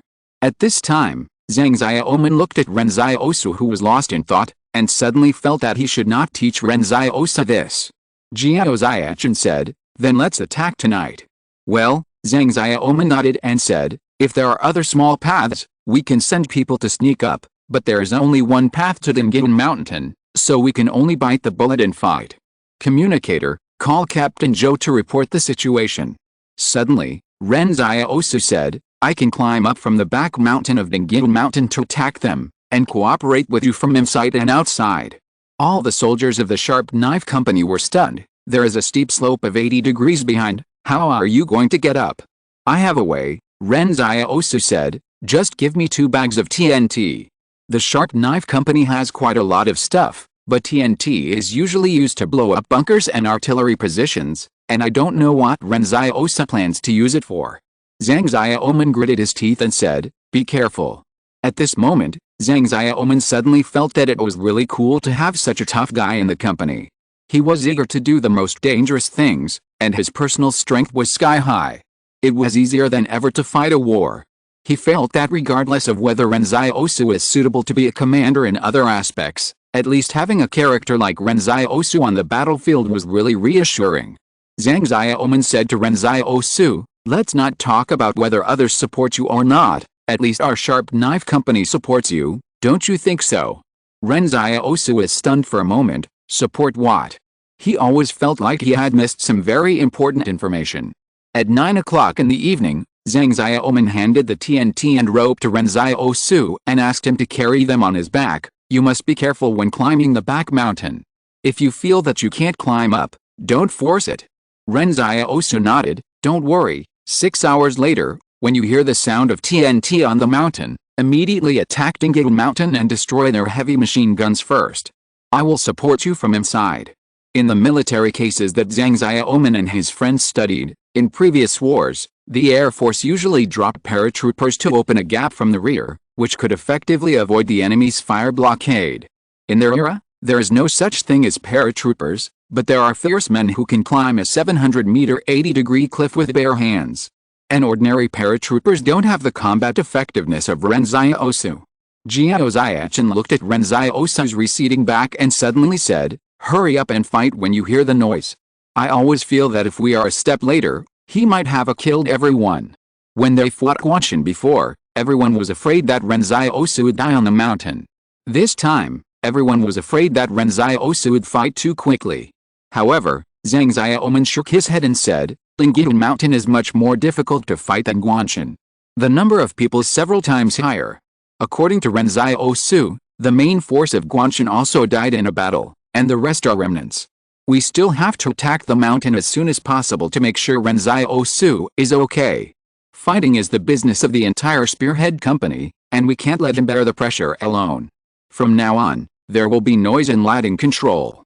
No smoking, no talking, no flashlights, and we must march in silence. Zhang Xiaoman looked at the dark Dingin Mountain in the distance, not knowing what he was thinking. Thanks to Xiaoxia Maolazi and Yiji for becoming the new leaders of this book. Please support me with a guaranteed monthly ticket in September. The title of the book is The Great Witch Has a Way. The new book is on the shelves. Please support me with a first order. The author is a girl, very cute and adorable. Fan Wu Jiang, a freshman at the medical university, stepped into the world of witches because of an unexpected fire. Don't have witch blood? Make it yourself. Don't have money to develop? Take advantage of it.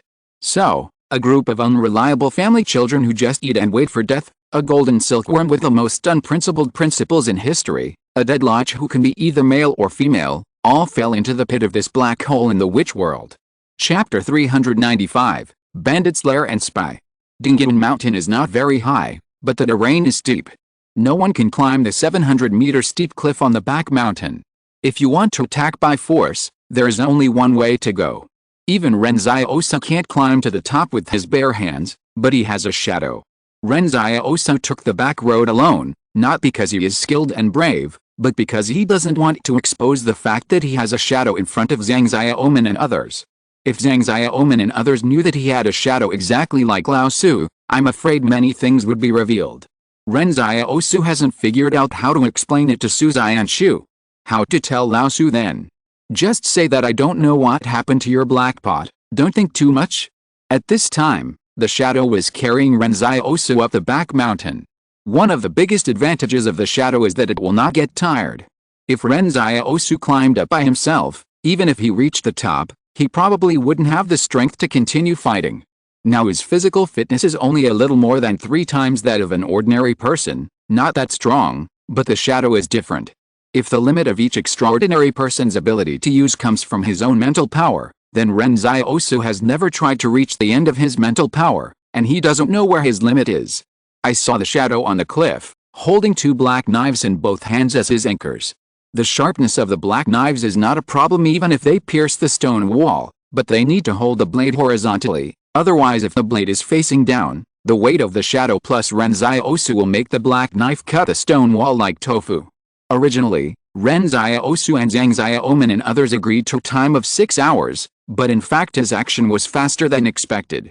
When Ren Xiaosu quietly poked his head out from the top of the cliff, he saw a bonfire burning in the open space of the Dingin Mountain bandit's nest in the distance. Someone was sitting next to the bonfire with a gun and standing guard, and there was no one guard in the back mountain. It seemed that this group of bandits could not imagine that someone would climb up from the back mountain so fiercely. Ren Xiaosu did not put away the shadow, but controlled it to quickly find out the nearby terrain, and he walked silently in the shadow. There were 900 bandits in Dingin Mountain, and Ren Xiaosu could not fight them head-on. If he still had full cover armor, he would not need Zhang Xiaoman and the others at all. Ren Xiaosu could take down Dingin Mountain alone. Unfortunately, 80% of his nanorbits were damaged in that battle, and now they can only barely protect important parts. I don't know if I can meet Yang's nano warriors in the future, but Ren Xiaosu doesn't want to attack Yang. If a few of the 1,500 nano warriors from Li's raid on Barrier 88 can be leaked, it would be great. Of course, Ren Xiaosu knew that this was just a casual thought. He knew that neither Yang's nor Li's nano warriors would come to the north. But he saw that Shadow had already sneaked into barracks, and while the bandits inside were sleeping, he raised his black knife and wiped the necks of 2 people. All this was done silently. There were only 12 people in a barracks in this bandit nest, and Shadow only took 20 seconds to kill these bandits. But Ren Xiaosu knew that this method could not be used too many times, and there would always be accidents. At this moment, he suddenly heard someone whispering.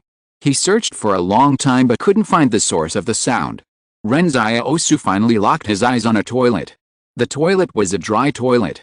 There was only a shabby wooden door outside the brick wall. It seemed that the iron buckle used to trip the wooden door was broken. The person in the toilet stretched out a hand to grab the wooden door to prevent it from opening. There was a small hole on the door. The person inside seemed to be observing the outside through the small hole. If someone came from the bandits' den, they would definitely not be able to escape the observation range of this small hole. But Ren Xiaosu came from the back mountain, so it was different. Ren Xiaosu quietly walked to the outside of the toilet, only to hear the people inside whispering, "Boss, we really can't stay in Dingin Mountain anymore. The mountain is now closed." Some people say that Guanshan was destroyed by Fortress 178. The Zhuang clan hid 252 caliber, 155mm cannons on this mountain, with a range of more than 50 kilometers. This stuff was eliminated from the Zhuang clan's armaments. The target attack location has been calculated when placing it in this bandit's nest. I guess it's used to launch a sneak attack on Fortress 178's forward base. The person inside continued, "Boss, if the Zhuang clan fires this cannon, Fortress 178 will probably raze Dingin Mountain to the ground. Wouldn't it be courting death for me to continue staying here?" Okay, thank you, boss. I will go down the mountain tonight. Do you think we should tell Fortress 178 about what happened on Dingin Mountain? Okay, then I'll go to their military camp and talk to them. We can't let the Zhuang clan have an easy time. Otherwise they will ruin our battle plan in the south. Ren Xiaosu was listening outside. The spy in the bandit's den in the dry toilet seemed to be communicating with someone using a remote communication device to report the situation on Dingin Mountain. 2 bandits said before that there were things secretly transported up the mountain covered with tarpaulins. I don't know who or what, but it seems to be the artillery that the spy mentioned, right? The range of more than 50 kilometers is terrifying. Ren Xiaosu heard from Zhang Xiaoman that the northern forward base seemed to be only more than 40 kilometers away from Dingin Mountain, which is the most suitable place for the forward base. It seems that the Zhuang family is not stupid. They want to give a heavy blow to the 178 fortress with 2 artillery pieces that have been eliminated from the armament.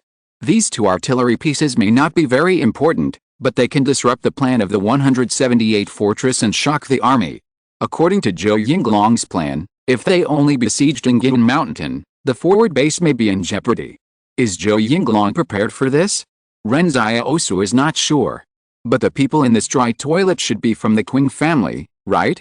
There are only two families in the south, the Qing family and the Yang family. I am afraid that the Qing family is the only force that can stuff people into Ingyin Mountain to be bandits for such a long time. At this moment, when Shadow broke into the barracks again, there were still bandits in the barracks who were not asleep. When they saw Shadow, they exclaimed, waking up all the bandits on Ingyin Mountain. The man in the dry toilet whispered, "Boss, I won't say anything for now. There seems to be something going on the mountain." As he was speaking, Ren Xiaosu stretched out his hand and pulled open the door of the dry toilet, but he didn't expect that the man in the dry toilet had been holding the door panel. Ren Xiaosu's pull actually pulled the spy out of the toilet without even pulling up his pants. Who the hell is that? The man inside was lying on the ground with his bare buttocks and yelled, and he was about to get up and fight with Ren Xiaosu without even pulling up his pants. Ren Xiaosu pointed a pistol at the spy. "Are you from the Qing family?" The spy was not stupid. He immediately became obedient when he saw the black muzzle of the gun. He listened to the shouting and killing sounds not far away, and then looked at the combat uniform of the Sharp Knife Company on Ren Xiaosu's body. "Are you from Fortress 178? For some reason, Ren Xiaosu suddenly felt that the other party seemed to be relieved. Just when Ren Xiaosu hadn't made any move, the spy actually smashed the palm-sized communication equipment in his hand even under the muzzle of the gun. Chapter 396 Good people live a peaceful life. It must be said that the soldiers of the Qing clan were tougher than each other. They were not afraid of death and were determined to destroy the communication equipment. Ren Xiaosu said, "Don't worry, are you Luolan's man?" "What Luolan?" The spy was stunned for a moment. "What are you talking about, sir? I don't understand." Ren Xiaosu did not reveal his name. "Pull up your pants first." Oh, the spy hurriedly pulled up his pants, but was pulled out before he could wipe his butt. "How many people from your Qing clan are there in Ingyin Mountain?" Ren Xiaosu asked. The spy smiled bitterly and said, "Sir, I really don't know what you are talking about. Are you going to attack Ingyin Mountain? I can lead the way for you." Ren Xiaosu carried the spy to the edge of the cliff and said, "If you don't tell the truth, I will throw you down." As a result, the spy saw that Ren Xiaosu could lift him up with one hand, and he closed his eyes directly on the edge of the cliff and whispered, "Brothers, let's go first." Ren Xiaosu was so angry that he laughed. He carried the spy back and said, "Okay, Fatty Luo and I are friends. You go. It's not safe here anymore. Don't take the main road, or you will die." The spy was unwilling to tell the truth at this time. When he saw Ren Xiaosu let go of him, he turned around and ran. After running more than 50 meters and not seeing Ren Xiaosu shooting, he turned back and looked at Ren Xiaosu. "May good people live a peaceful life." After that, he continued to run into the empty shadows, and did not reveal his identity until this time. But when Ren Xiaosu heard the words "good people live a peaceful life," he always felt that these 6 words were not just a simple thank you. Ren Xiaosu shook his head and walked towards the bandit's nest. Since he guessed that the other party was from the Qing family, he would definitely not kill him. After all, he might need the help of Luolan and Qingzhen to find the person after revenge. Moreover, he really recognized Luolan as a friend. At this time, the whole bandit's nest was in chaos. Ren Xiaosu did not go deep into the battlefield, but felt that bullets were hitting him. Suddenly, a bullet hit Shadow's forehead. Ren Xiaosu suddenly felt a huge pain. The bullet hitting Shadow's forehead was more painful than hitting other places. I don't know why Ren Xiaosu suddenly had a feeling that he must not let anyone hit Shadow's eyebrows, otherwise there would be a big problem. Most people are still exploring extraordinary abilities, and Ren Xiaosu is no exception. In the process of exploration, everyone will slowly discover that their abilities have weaknesses and are not omnipotent. Ren Xiaosu took a pack of TNT from his back and ignited the detonator. He used the shadow gate to throw it outside a row of barracks. Someone in the barracks was shooting at the shadows through the window. With a loud bang, the whole row of brick and stone barracks collapsed, burying the bandits alive. However, there were 7 rows of such barracks. Ren Xiaosu did not expect that one TNT could end the battle. This was the signal he sent to the Sharp Knife Company down the mountain. As soon as the TNT sounded, the mortars down the mountain began to bombard the heavy machine gun positions that had been locked. Zhang Xiaoman leaned against the trench and ate the biscuits in the individual rations. His mouth was a little dry. He was about to drink a sip of water when the TNT on the mountain sounded. Zhang Xiaoman yelled at Jiao Xiachen, "Fire! Fire quickly!" A mouthful of biscuit crumbs and debris sprayed on Jiao Xiachen's face, but Jiao Xiachen could not care less. He wiped his face and passed the order, "Mortars ready, 3, 2, 1. Fire!" With a few bangs, the shells flew up the mountain with smoke, and the whole temporary position was filled with the smell of gunpowder. Zhang Xiaoman checked the guns again and said, "Squads 2, 3, and 4, follow me up. The signalman should contact the battalion, and Squad 1 should stay to continue the artillery cover, and fire all the captured mortar shells. This is not the time to feel sorry for how much a mortar shell is worth. The more fierce the artillery cover, the fewer casualties they will have. Moreover, after taking down Dingyin Mountain, their weapons can naturally be replenished on the mountain. Others always fight wars with careful calculations, but the Sharp Knife Company is different. They spend money when they have it, use ammunition when they have it, and if it is not enough, they will go to Zhou Yinglong with a sullen face to ask for more. If he doesn't give it, they will throw a tantrum at the battalion headquarters. They are shameless. The mission of the Sharp Knife Company is to overcome difficulties. Living a life of careful calculations is not their goal. So at the beginning of the battle, Zhang Xiaoman asked the first squad to fire the mortar shells seized from Guanshan as if they were free. However, when they went up the mountain, Zhang Xiaoman and his team found that the originally expected blocking forces seemed to be non-existent. After this mountain road was blocked, the bandits' nest should have been guarded by many people, but all the way up the mountain, not even a ghost was seen. When passing the first heavy machine gun position, Zhang Xiaoman was relieved to see that the heavy machine gun was indeed marked on the map, indicating that their plans were all moving in a good direction. At this moment, dense gunfire suddenly rang out again on the mountain. Zhang Xiaoman took the lead and lay down, rolling all the way to the ditch on the side of the road. But when they rolled down the ditch, everyone realized that the bullets fired by the guns were not aimed at them at all. What the hell is going on this mountain? Zhang Xiaoman was confused. "Follow me, Ren Xiaosu is in danger." But when they rushed to the position of the last machine gun, Zhang Xiaoman felt something was wrong from a distance. The heavy machine gun position had actually changed its position. It was not at the right intersection marked on the map, but on the left.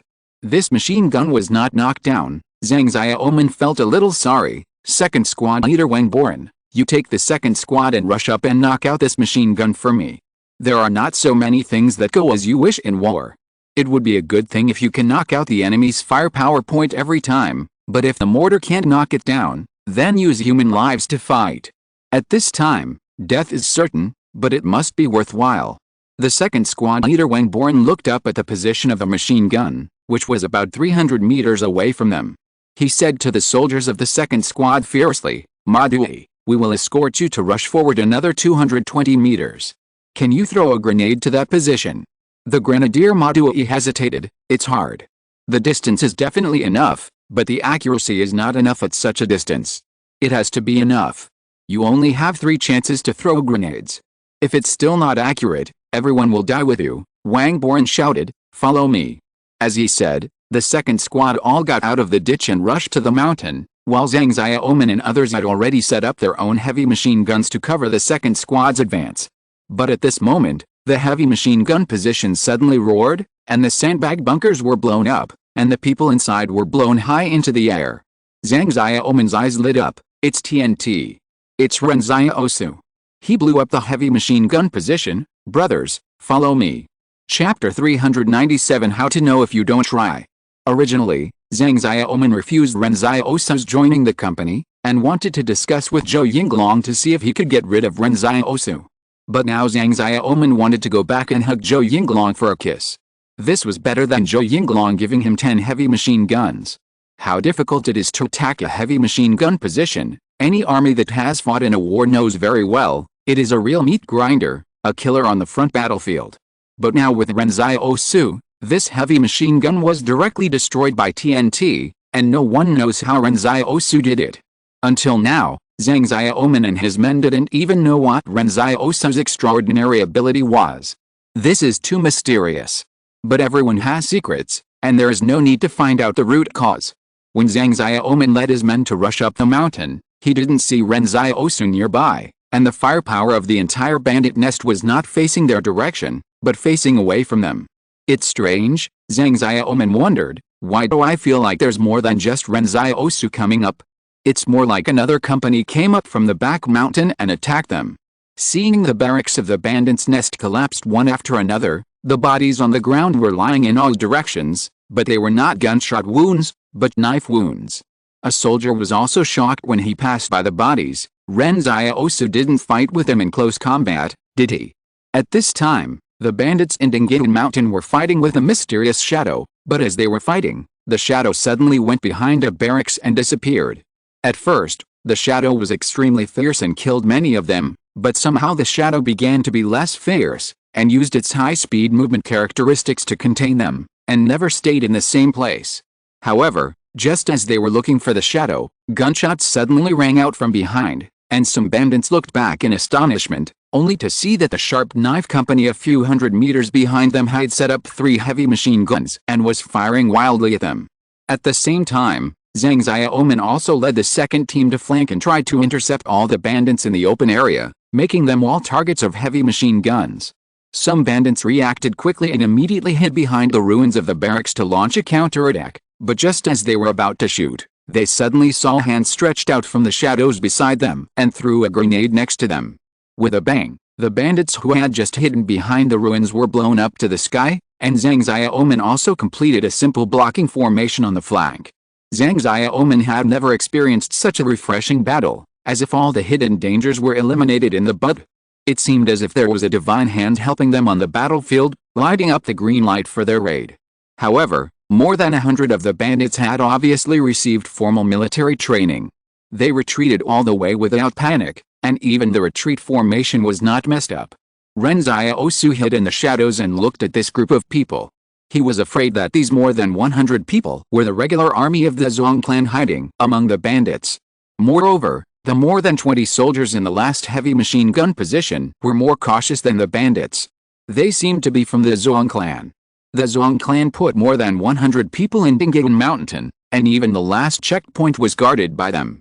If the roles were reversed and no extraordinary people participated in this battle, I am afraid that the sharp knife team might not be able to rush through the machine gun position after fighting. After seeing the regular army of the Zhuang clan, Ren Xiaosu was no longer polite. He aimed with an automatic rifle in the shadows 200 meters away, and then suddenly opened fire. The regular army of the Zhuang clan never expected that there were enemies here. Just a burst of bullets disrupted their orderly retreat formation. Zhang Xiaoman shouted, "Move the firepower point forward and suppress them. Ren Xiaosu is awesome." In the north, Zhou Yinglong was leading the entire vanguard battalion to build a defense line to ensure that the forward base in the rear could be successfully built. The Zhuang family did not make any unusual moves, but since the destruction of the bandit nest in Guanshan, both sides knew that the war had begun. At this time, a soldier suddenly ran to Zhou Yinglong and whispered, "Battalion Commander, Zhang Xiaoman from the Sharp Knife Company requests communication." "Bring the radio over," Zhou Yinglong said while lying on a small hill. After the communicator approached with a radio on his back, Zhou Yinglong took the phone and said to the phone, "I told you to stop the bandit nest in Dingyan Mountain. Why are you messing around? Are you trapped on the mountainside now? Stay still and don't move. I will send the second company to support you." Just now, a communicator from the Sharp Knife Company reported the situation in Dingyan Mountain, and Zhou Yinglong was furious. Dingyan Mountain was closed, which meant that they were going to fight to the death. In the past, they could have launched a sneak attack, but now it was impossible for a company to take down such a mountain. Zhou Yinglong was really worried that Zhang Xiaoman would impulsively destroy the Sharp Knife Company in Dingyan Mountain. Zhang Xiaoman suddenly interrupted Zhou Yinglong on the phone, "Captain, we have taken Dingyan Mountain." "Zhou Yinglong, the night hasn't even passed yet, and they've already taken it? It would take several days or even months to siege a big mountain." Zhou Yinglong's face was dark. "Did you drink fake wine last night?" "Battalion Commander, we really took down Dingyan Mountain," Zhang Xiaoman said anxiously, "and fortunately we did. You don't know that the Zhuang family actually hid 2 artillery pieces on Dingyun, facing the location of the forward base. If we don't take down Dingyun Mountain, you will be in trouble. Zhou Yinglong cursed. What trouble? As soon as I heard that Dingyun Mountain was closed, I knew that the Zhuang family had such a trick. The forward base has moved to a new location, and their artillery can't hit it at all. Our forward base is more than 80 kilometers away from Dingyun Mountain. What are they going to do? Ren Xiaosu was relieved when he heard Zhou Yinglong's loud voice beside the radio. He was still thinking before that if the 178 fortress couldn't even defend against such a small move, it really didn't match the reputation of the 178 fortress, and it wasn't that powerful. But now it seems that a battalion commander Zhou Yinglong has such a keen sense of smell, and the 178 fortress is well deserved. Ren Xiaosu knew that he was far inferior to the other side in terms of marching and fighting. At least he didn't realize that there were long-range artillery on Dingyun Mountain until he heard the spy contacting the Qing family. At this time, Zhou Yinglong's voice slowed down a bit. How many casualties? Zhang Xiaoman replied, report to the battalion commander, only 7 people were injured, no one died. The other side of the communication radio fell into silence. Zhou Yinglong asked, how many bandits did you eliminate? Killed 927 enemies, 131 of whom are suspected to be regular troops of the Zhuang family. Zhang Xiaoman said calmly, but behind the calmness, there was a trace of arrogance. Zhou Yinglong knew too well how powerful the Jiandao company was.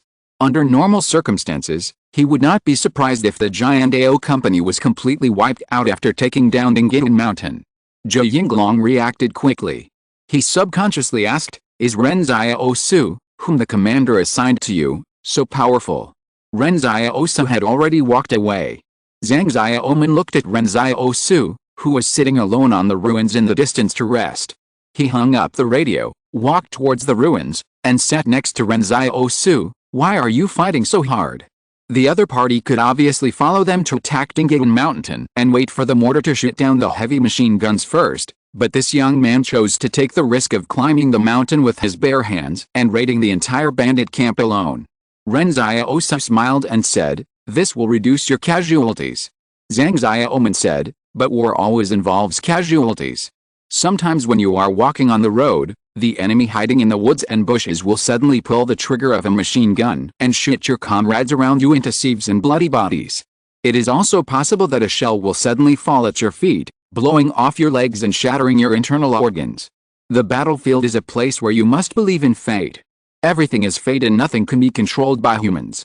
Ren Xiaosu thought for a while and said, how do you know if you don't try?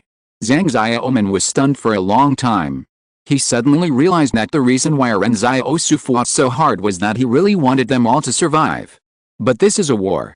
How can a company that overcomes difficulties not have casualties? Unless a miracle happens. Please give me a monthly ticket. Chapter 398, The Power of the Sharp Knife Company. There must be gains after a big battle. Tonight, with just a few rounds of artillery fire, Zhang Xiaoman and others have completely destroyed the mortar shells. But it doesn't matter. The bandits in Dingyun Mountain are richer than expected. These things are worth nothing to a consortium like the Zhuang family. The bullets are almost gone. The 7.62mm caliber bullets are now commonly used in the northwest, and there are also many in the bandit end. How many bullets will be consumed in a battle? This number is difficult to estimate. In a battle, if the training bullets are counted, it is likely that thousands or even tens of thousands of bullets will be used to kill a person. This is calculated purely from data. Most of the time, the wasted bullets used for fire suppression may account for a high proportion. Zhang Xiaoman and his team took out all the bullets in the bandit end in Dingyun Mountain, and one by one, they picked up the magazines they threw away in the battle and pressed the bullets back into the magazines.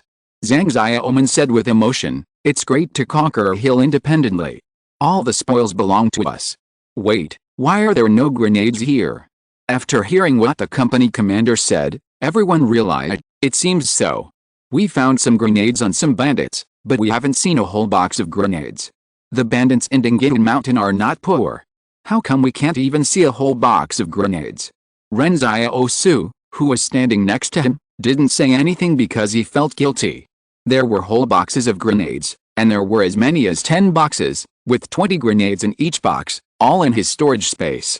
At this time, Guanglan suddenly said, "The mission is completed, and 5 attribute points are awarded, which can be freely distributed." Ren Xiaosu is stunned for a moment. Sure enough, the rewards for difficult tasks calculated by percentage progress would be higher.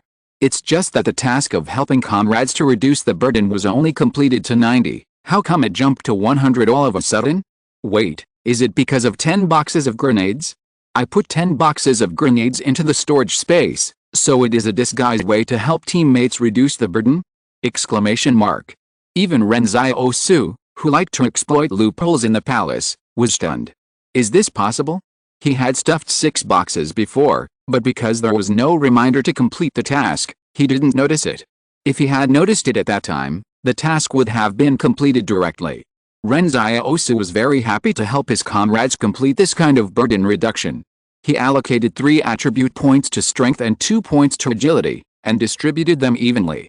Now his strength has reached 13.5, and his agility is 12.1. Judging from the data alone, Ren Xiaosu's physical fitness is now more than 4 times that of a normal adult male. However, Ren Xiaosu is more looking forward to what new abilities will appear when the attributes break through double 20. For example, the skill of destroying the city, which lasts for 30 seconds, is generated when both attributes break through 10. Maybe every time you pass a hurdle, there will be a qualitative change. When going down the mountain, everyone in the sharp knife company returned with a full load. If it weren't for the fact that the 2 artillery pieces couldn't be pulled, I'm afraid Zhang Xiaoman would have pulled all the artillery pieces to the forward base. Before leaving, Zhang Xiaoman used TNT to blow off the front end of the barrels of the 2 artillery pieces to prevent the Zhuang clan from using them again. Generally speaking, when encountering such offensive facilities with high moving costs on the battlefield, people would choose to destroy them directly instead of taking them away with all their efforts. On the way down the mountain, a comrade suddenly said thank you when passing by Ren Xiaosu, and then continued to walk forward as if nothing had happened. Then, more and more comrades said thank you when passing by Ren Xiaosu. This was to thank Ren Xiaosu for helping them bear most of the pressure. If Ren Xiaosu had not taken the risk alone, it would have been normal for half of the people to die in this battle. Ren Xiaosu is stunned for a moment. This time he did not even ask everyone to say thank you, but every comrade's thanks were very sincere. Just this time, Ren Xiaosu received more than 100 thanks, and the thank you coins suddenly became more than 400. However, after a battle, Ren Xiaosu received more than 10 boxes of grenades, 5 points of attributes, more than 100 thanks, and the trust of his comrades. Zhang Xiaoman once said that the only things you can trust on the battlefield are the guns and bullets in your hands, and the comrade in the trench who can cover you. Ren Xiaosu looked at the comrades in front of him who were going down the mountain in silence. Then he deliberately slowed down his pace and waited for the comrades behind him who had not yet said thank you.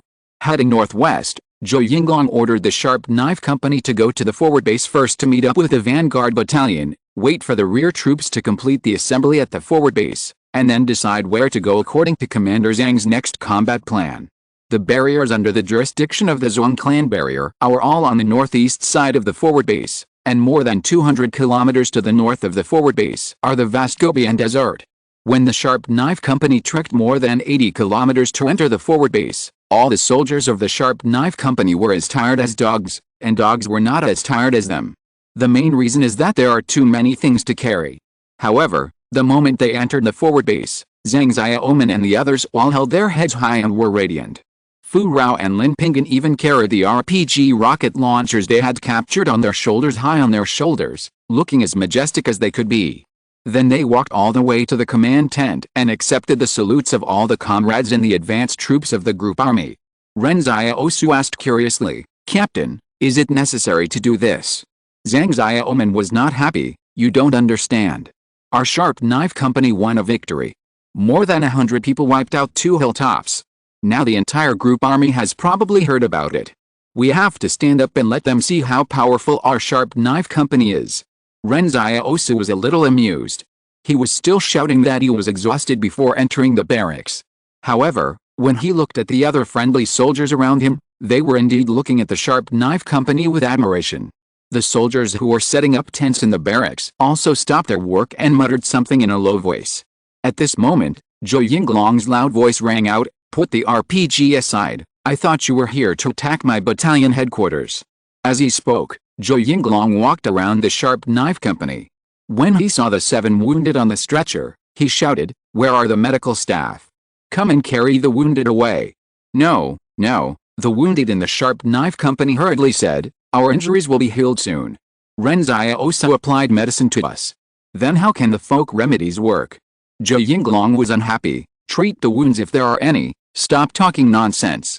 Ren Xiaosu found that although Zhou Yinglong was yelling loudly, his first reaction when he saw the Sharp Knife Company was to check the casualties in the company first, and then treat the wounded. The wounded in the Sharp Knife Company were anxious. Ren Xiaosu explained to the battalion commander, "Our injuries are really healed.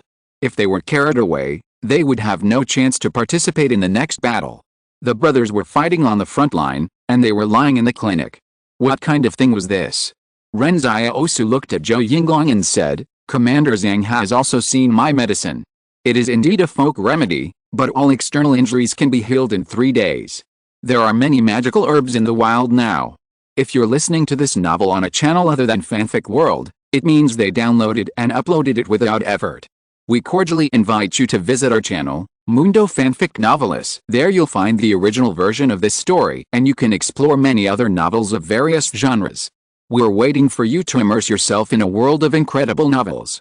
Chapter 399 Third Class Merit. Zhou Yinglong specifically checked the wounds of the wounded. All of them were gunshot wounds. One unlucky wounded was hit by fragments of a stray bullet. Moreover, the wounds under the black medicine had begun to scab over, as if they were not too serious.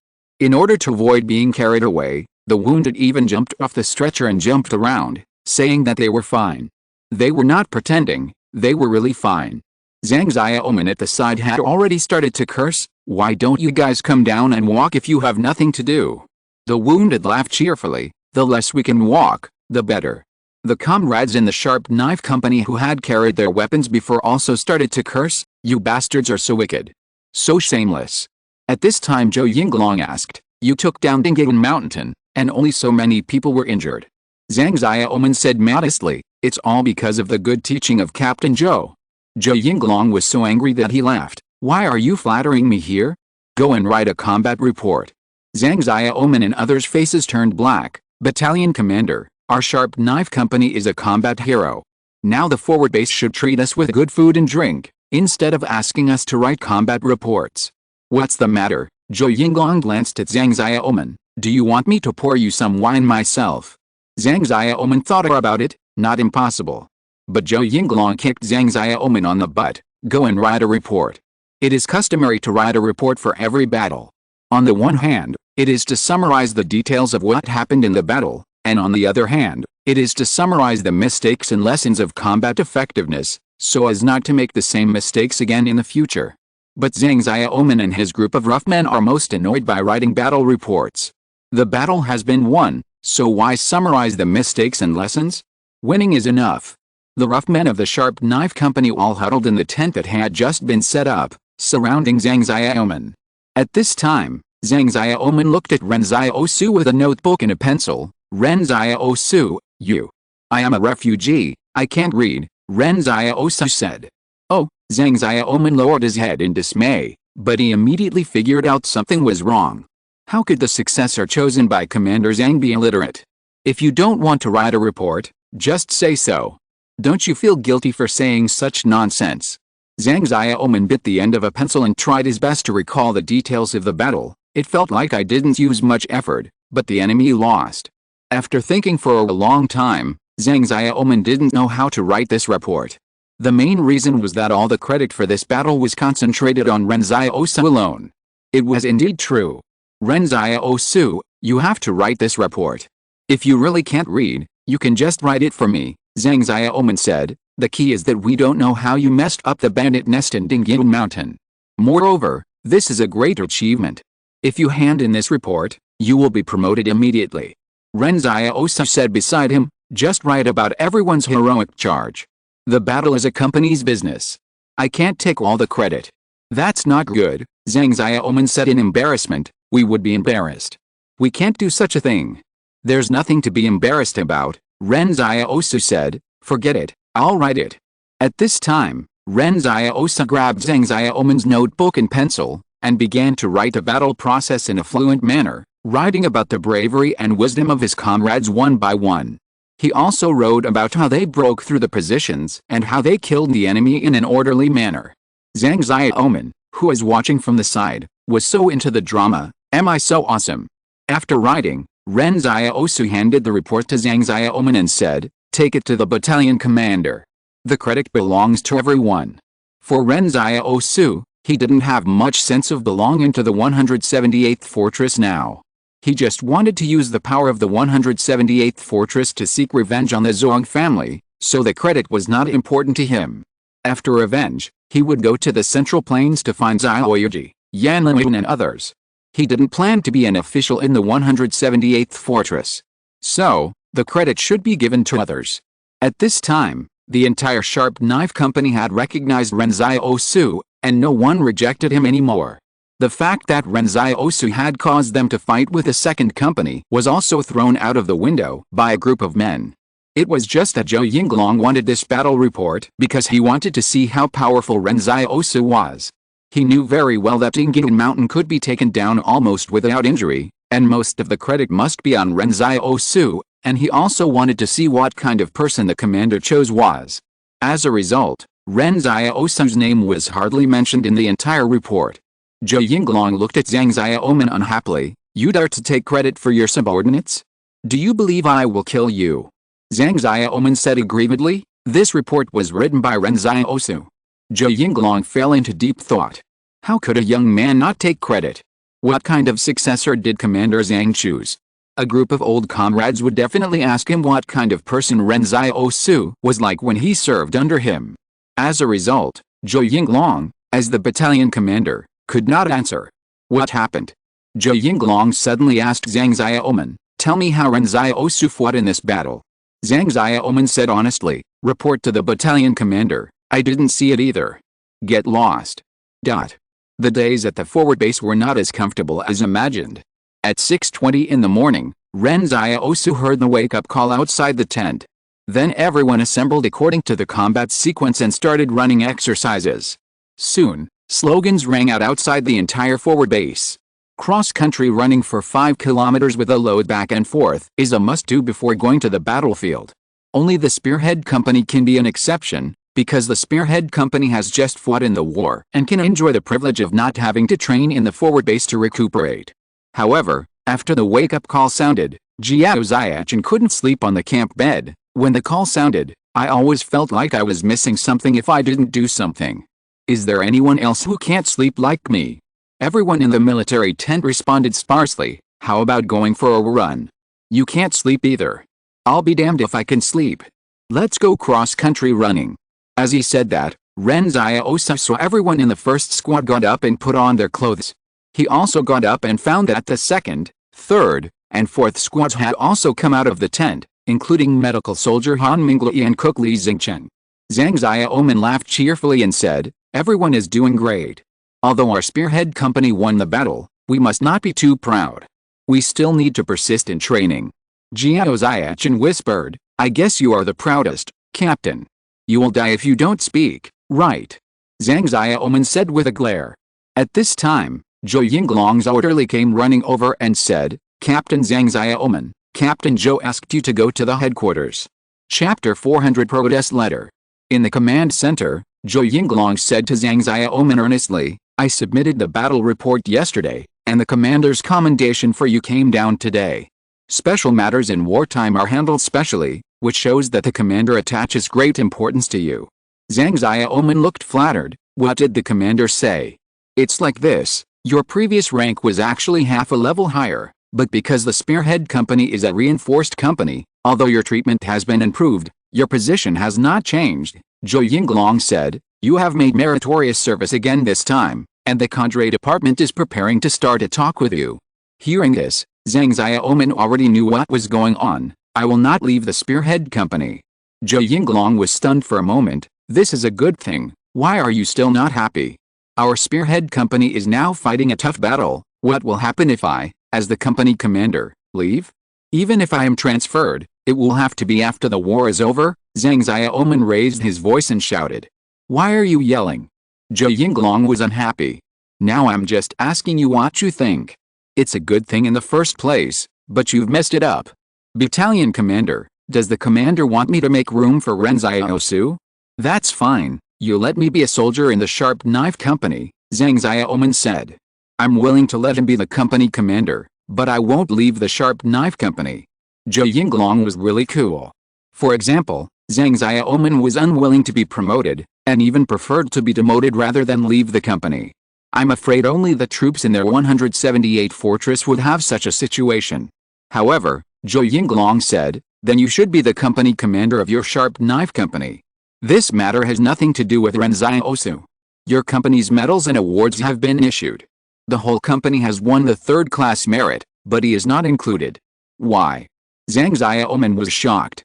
Because he is the one chosen by the commander, why is he so harsh on him? This time Zhang Xiaoman was really stunned.